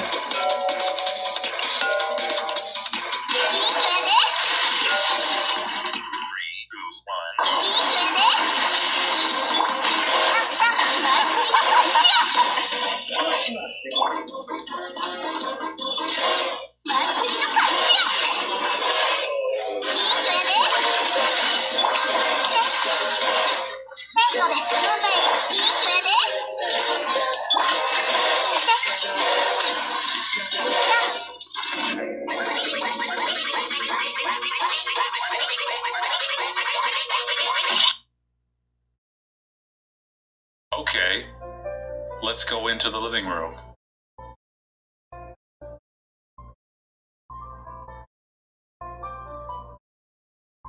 Great, let's go. I'm glad you're spending time with me. What do you want to do in the living room? We could dance or play hide and seek. Whatever you want, Manly. Hide and seek.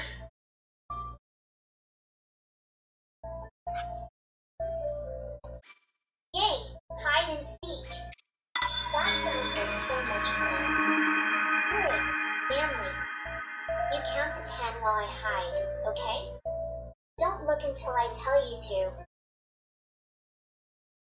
1, 1, 2, 3, 4, 5, 6, 7, 8, 9, 10. Ready or not, here I come.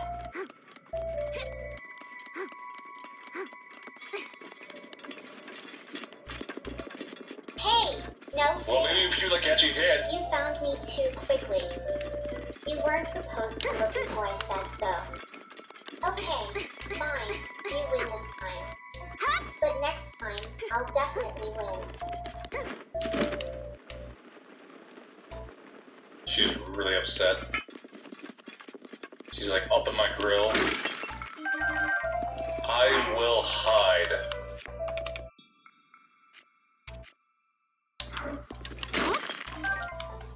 Okay, you can hide this time. Oh my god. Make sure to find a really good spot where I can't find you easily. I'm looking forward to trying to find you. Yeah, good luck.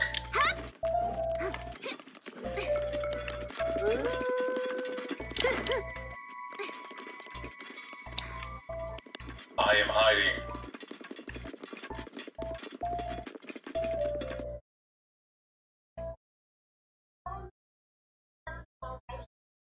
You're much better at hiding than I am, Manly. I'm very smart. Okay, you win again.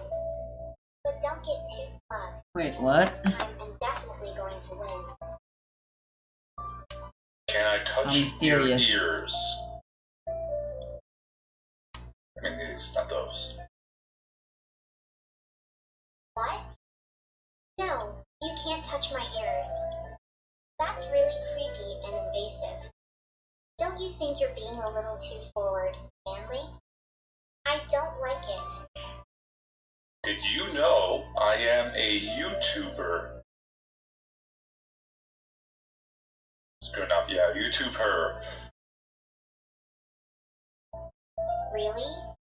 That's quite impressive, Manly. What kind of content do you make on YouTube? Maybe I should check it out sometime.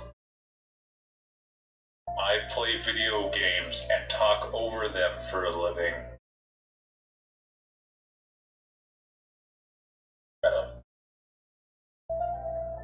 Oh, that sounds like fun. I love playing video games too, as you already know. I do. Maybe we could collaborate on a stream sometime? I think it would be really fun to play together on camera. Let's do a stream together.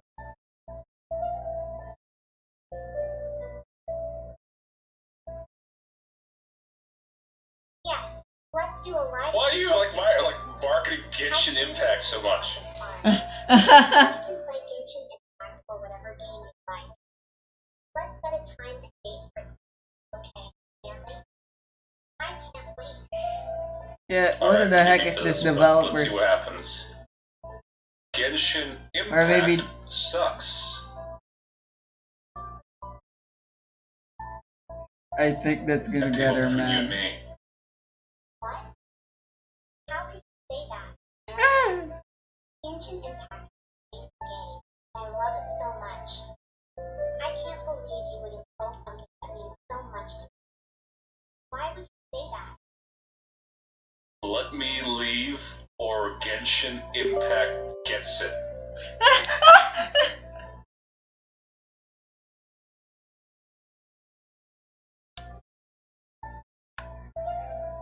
I'm sorry, Manly, but I can't let you leave right now.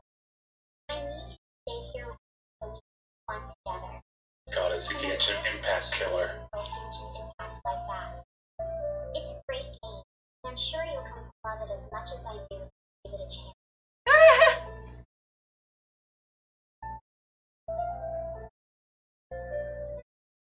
Let's use my secret technique. Hey, what's that over there? What's that?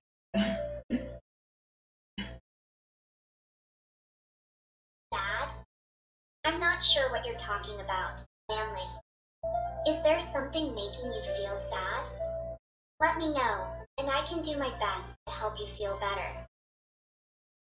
Marry me. She's really thinking about that one. What? No. Dude, I you only can't just marry met, you. but you said to kidnap me. We've only just met, and besides, that's not how relationships work. You can't just ask someone to marry you like that. Just can't ask someone to marry like that. I'm really You also disappointed can't just and upset kidnap that them. you The one that didn't suggest stabs something me. like that. Please don't ask me again. Meow.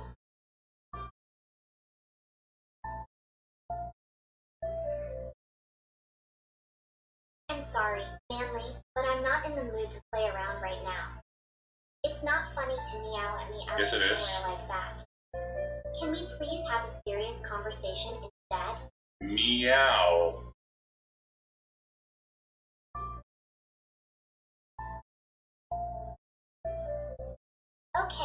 Okay, you win. Yes, I do. Meow. Haha, that's kind of funny.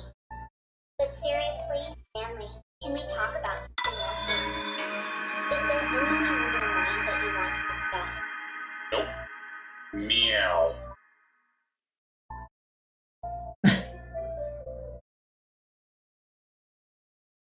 I'm sorry, Manly, but I think we need to stop with the meowing. It's starting to get really annoying, and it's making me feel like you're not taking me seriously. You just read that Let's out? talk about something else now, please. Nope. Meow.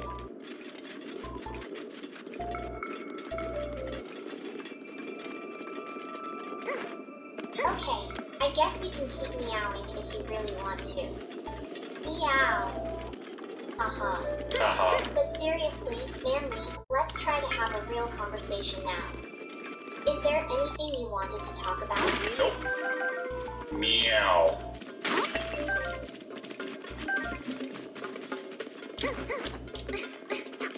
Okay, that's enough with meowing. I'm getting really frustrated and upset that you're not taking me seriously right now.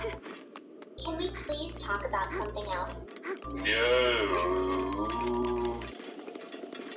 Meow. How long can we take this? How long can we get this going? I'm sorry, Manly, but I'm starting to feel really weirded out by all this meowing. Is there something you're trying to accomplish by doing it?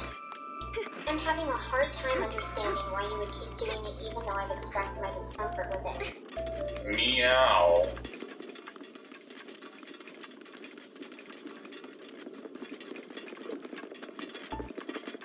Okay, I've had enough of this meowing. I don't appreciate being toyed with like this, Manly. If you don't start taking me seriously and having a genuine conversation with me, then I'm going to have to ask you to leave. Meow.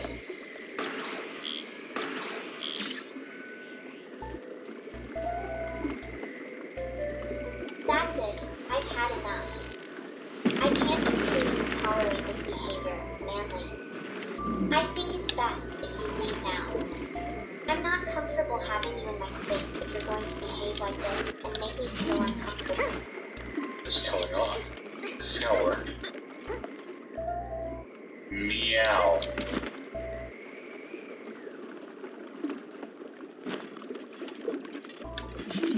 You really stay with me forever. Meow.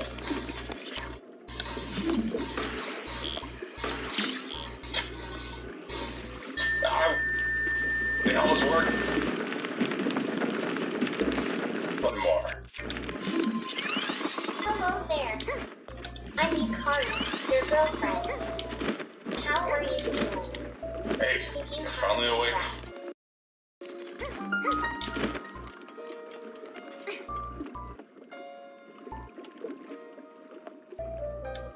Let me leave, or I Finally will got- use the Kamehameha wave on you.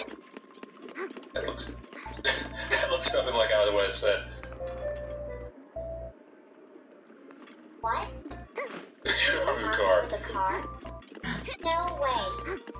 You can't leave. The world outside is dangerous. Please stay with me. I promise I'll keep you safe. I have to use my secret technique. It involves using your Let me legs. go! Because I'm a Mickey Mouse, and I need to go out and make some money and eat some organs. What? What? Now get me out of here. What do you mean, Mickey Mouse? And selling organs? That's illegal. You can't leave. It's too dangerous outside. Please stay with me. I'll take care of you. I promise. What are you gonna do? Stab me?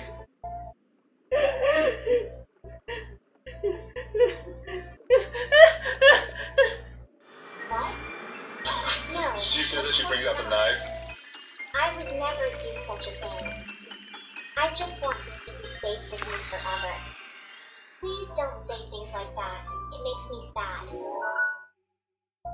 Drop the knife.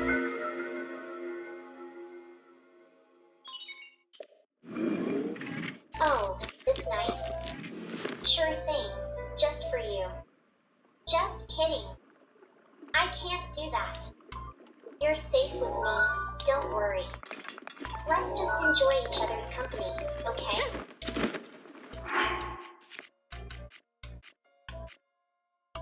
How many lumen stones do I have? I will marry you if you let me leave.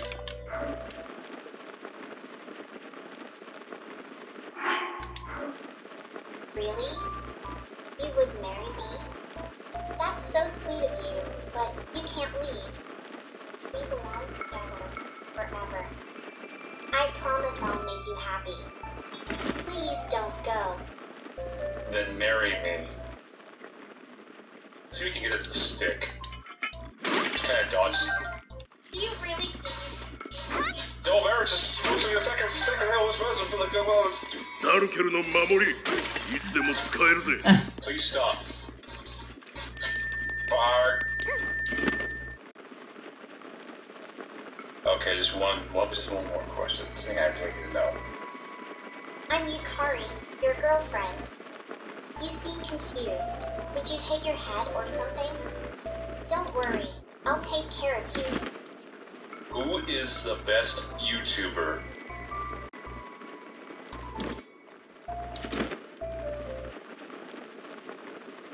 I don't know. Manly usually helps me with these things. But I just like watching cute animal videos.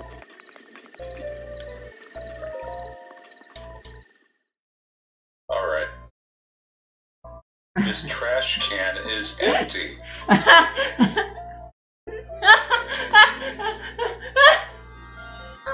Okay. I'm not sure why you're telling me that. Do you need anything? Where is my soul located?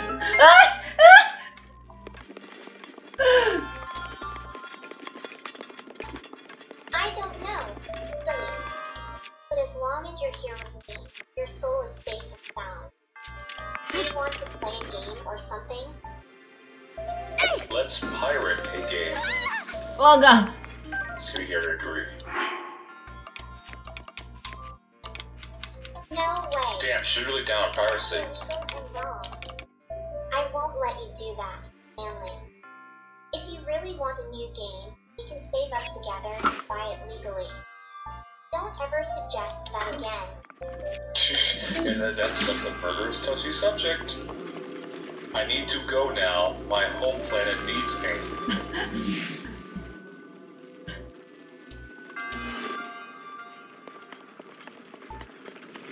Aw, you have to go so soon. Wait, what?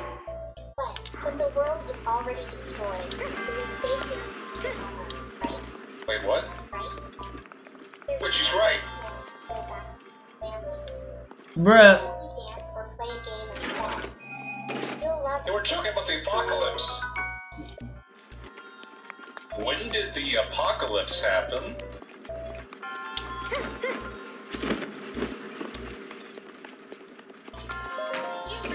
No, I was just asking them. Oh, you're. stay forever.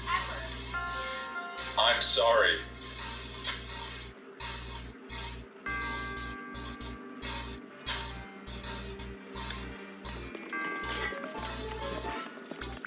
I'm sorry. Apocalypse sucks. So that's it. We're with you till the end. They really are trying to expand upon this. Really, this is just a demo. So interesting. I gotta get the title down with you till the end. It's because it's the apocalypse. It's like, if anything, you should stay. Leaving is a bad ending because you're just going out there and just die. But here, she's like, nice. She's like, yeah, I'll take care of you. And, you know, like, here's some coffee. Take a nap, I'll watch you over, etc. But you can't pirate games. It's like, okay. Because we have a little compromise. So, the chat GPT or whatever AI thing does add some dynamics to it, which is a little interesting. It's an interesting use of the AI stuff. Is it perfect? No. But it made for a kind of a fun distraction. We get some interesting responses out of it. But yeah. Anyway. So, thank you all for watching Play with you till the end. I'll see you guys later and take it easy.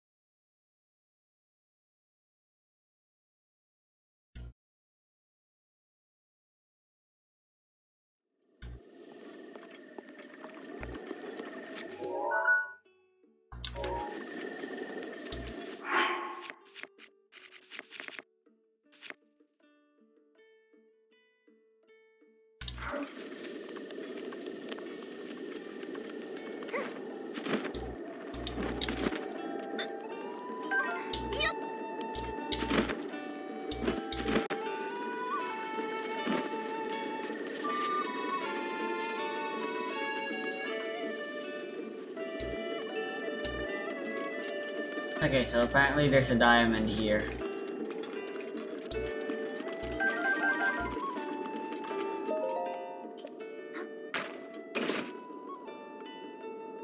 Nope.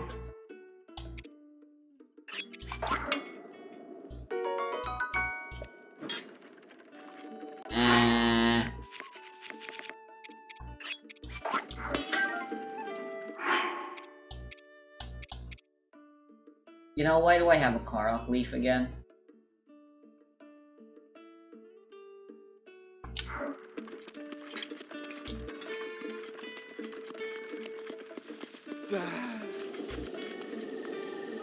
Yeah! Wow! No. Sa!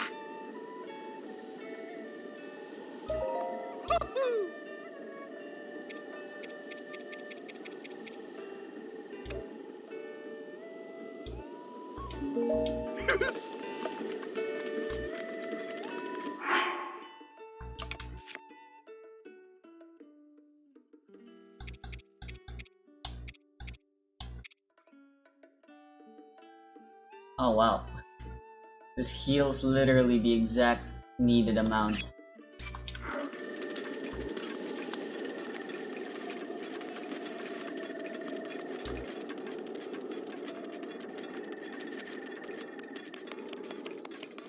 Well, this is quite the welcome. Just run for it.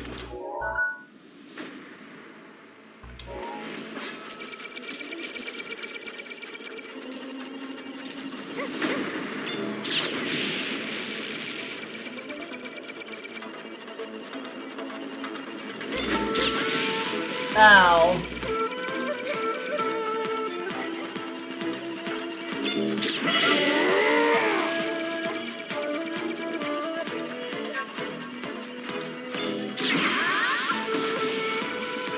just remembered something very important.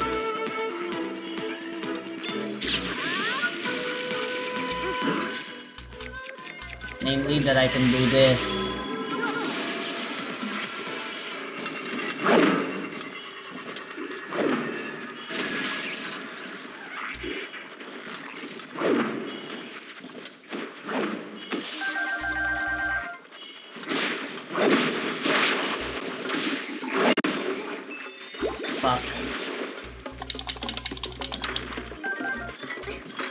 Alright, run. You're on your own, lady. I'm Sonic speed running my way out of this combat scenario.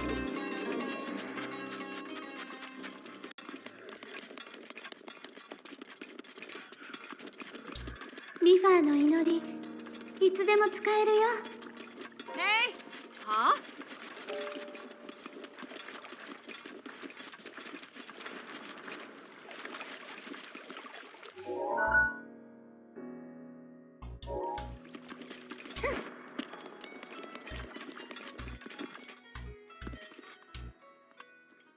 Oh. She sells them in bundles of 10 now. How nice.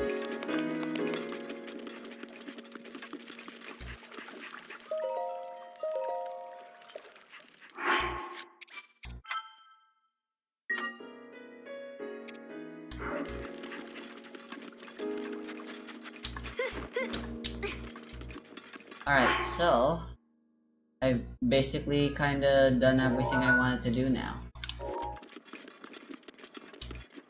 Whoops.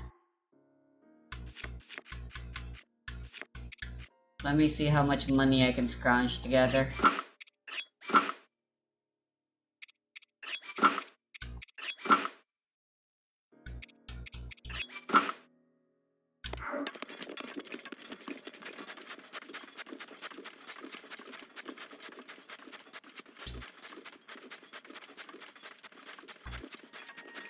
And see what I can buy with that.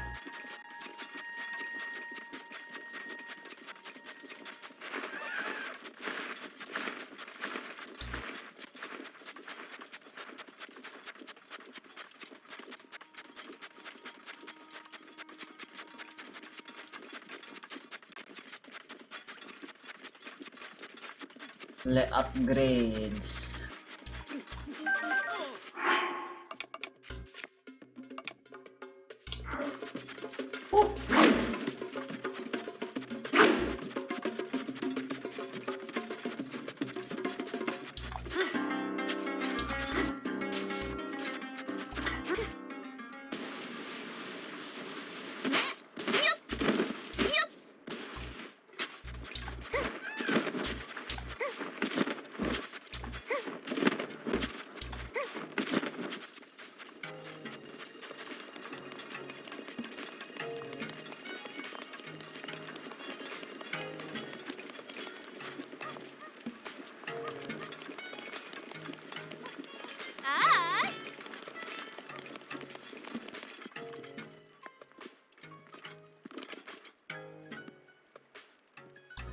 I'll go buy these, why not?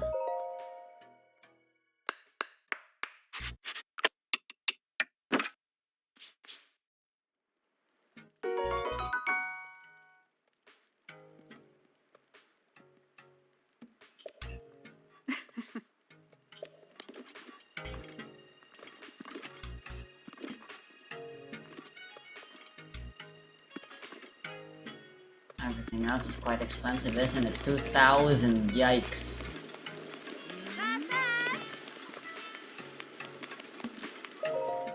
Hi!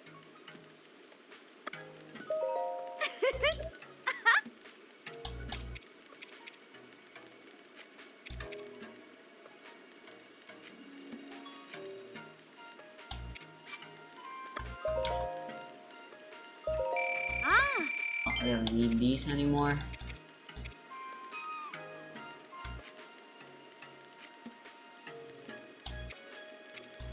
I think I should just sell these trouts.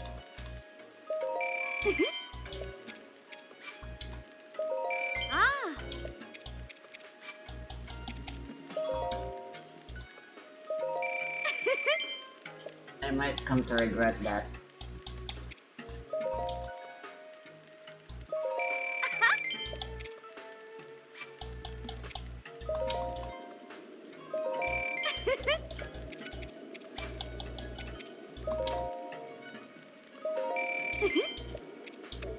Ah.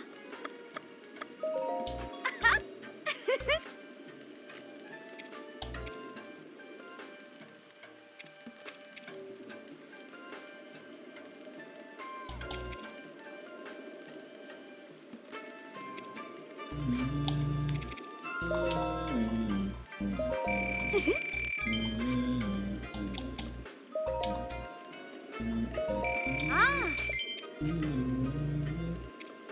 Oh man, I had some Elden ore too.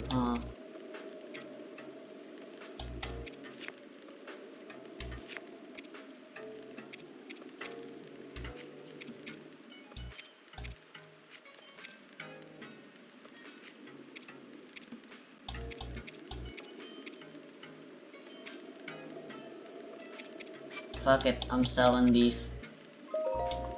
Let's see how much we can make with them.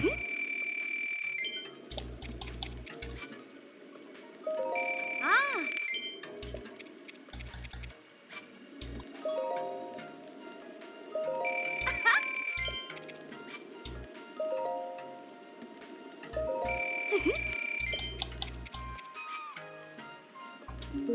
Ah. I don't have any feathers, so I can't actually craft any arrows.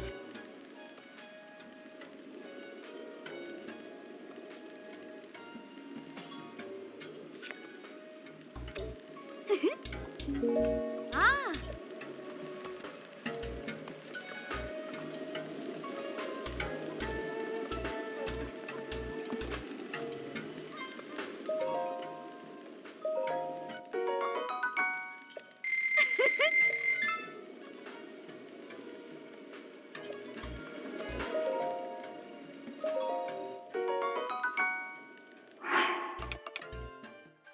Alright, got the full set. That leaves only the snow set, which I still don't have the full set of. Well, I guess there's also the Zora. So that's kind of awkward. Okay, the set bonus is heat resistance. Awkward.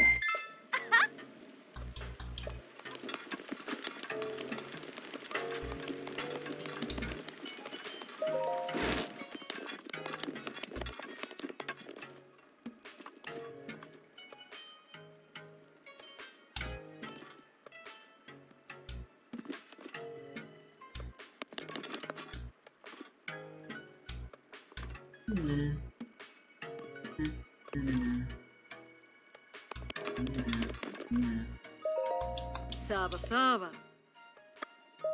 Oh.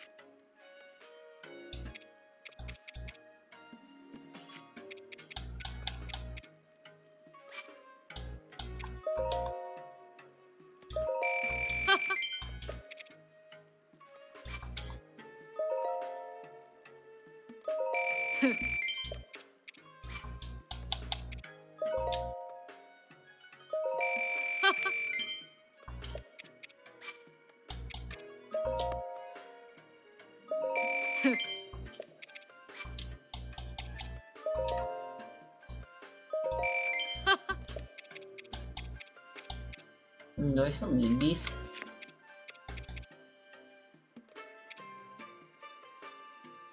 I guess so.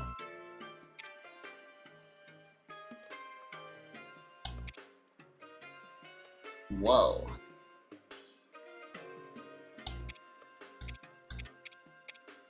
Whoa.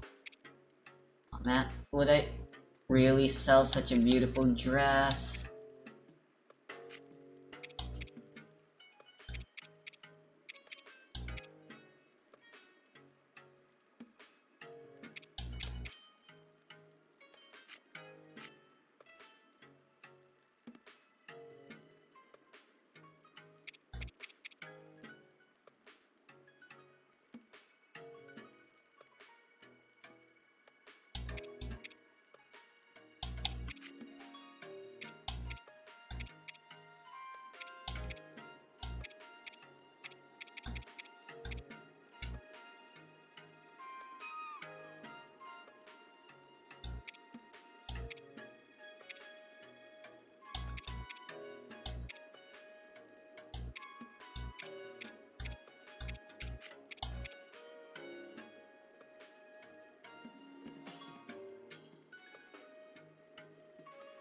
I'll part with this. I'm sure.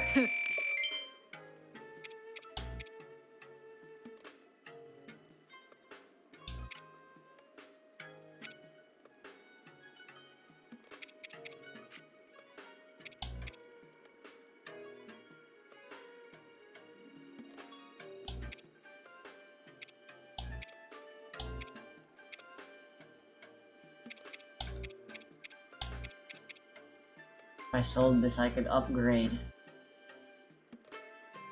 Oh man, I don't want to get rid of it.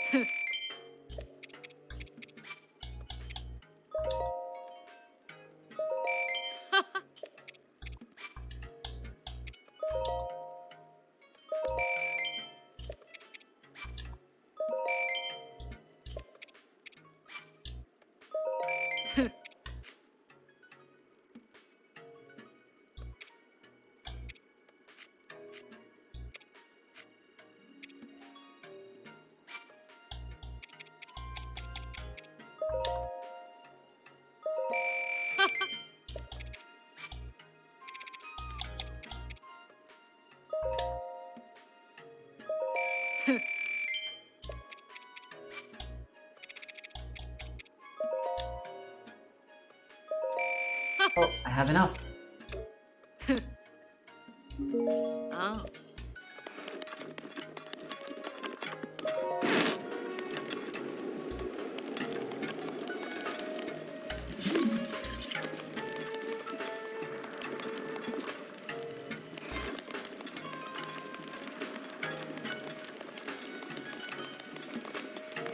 Let's freaking go. Basak. Ah. Mm.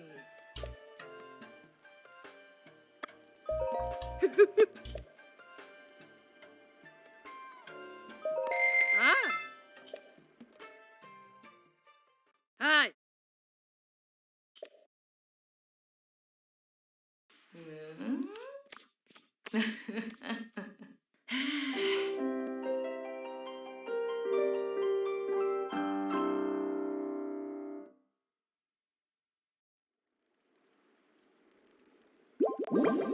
Kapota.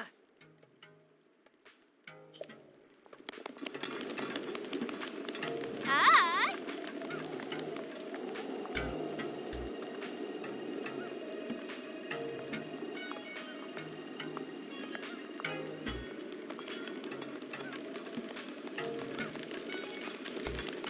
Alright, I'm gonna...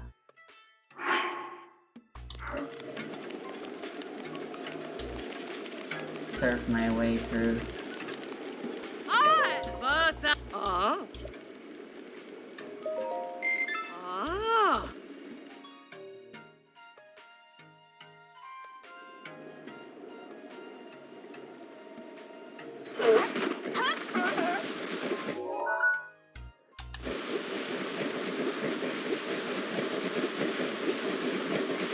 ダルケルの守りいつでも使えるぜ。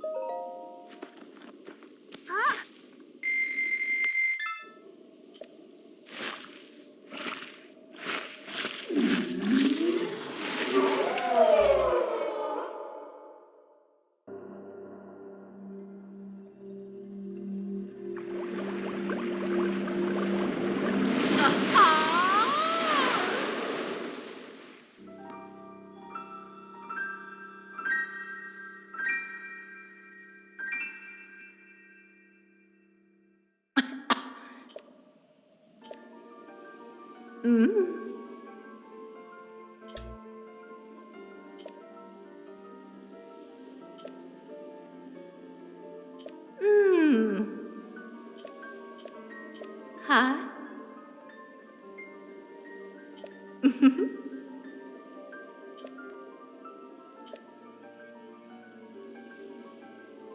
はあ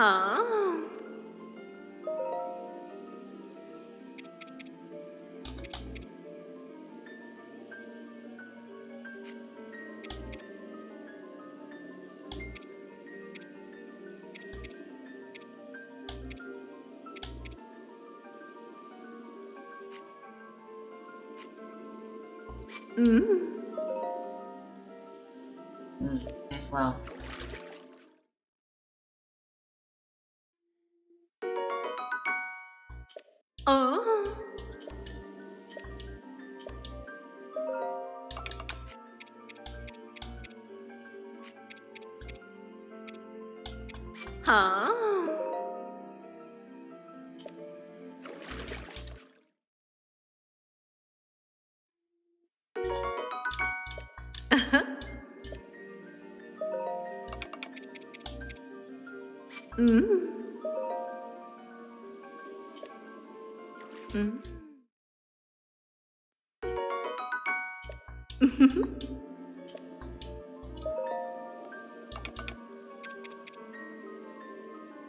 Oh, is it just me? Or is the ground shaking?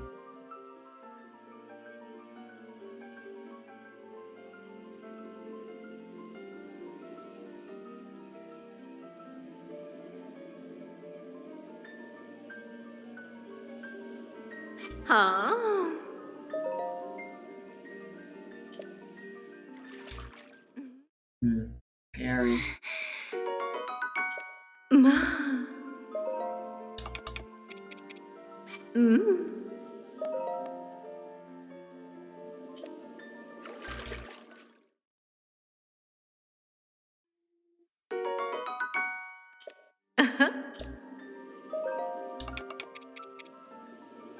はあ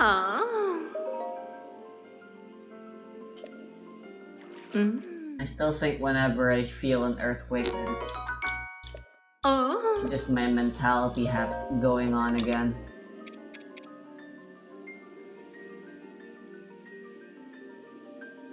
My inner ear works perfectly fine. It really is just a mental thing. So whenever I do perceive an earthquake,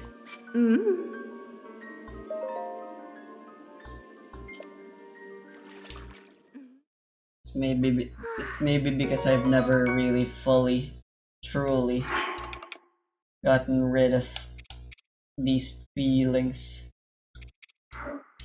of inadequacy I have. まあ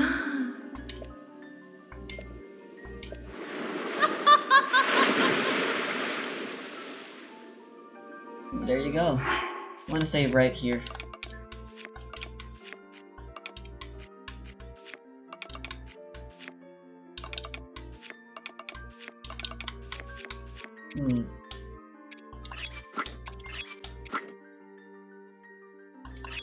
No, yes, I need both still. But I should be able to get 2 levels if I get the other armor. The Vo chest plate.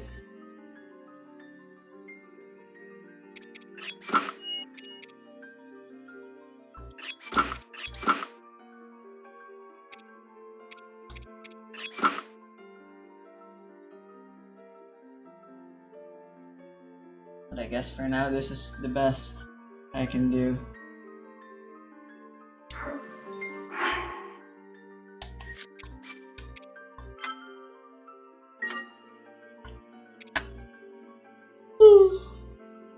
Frick.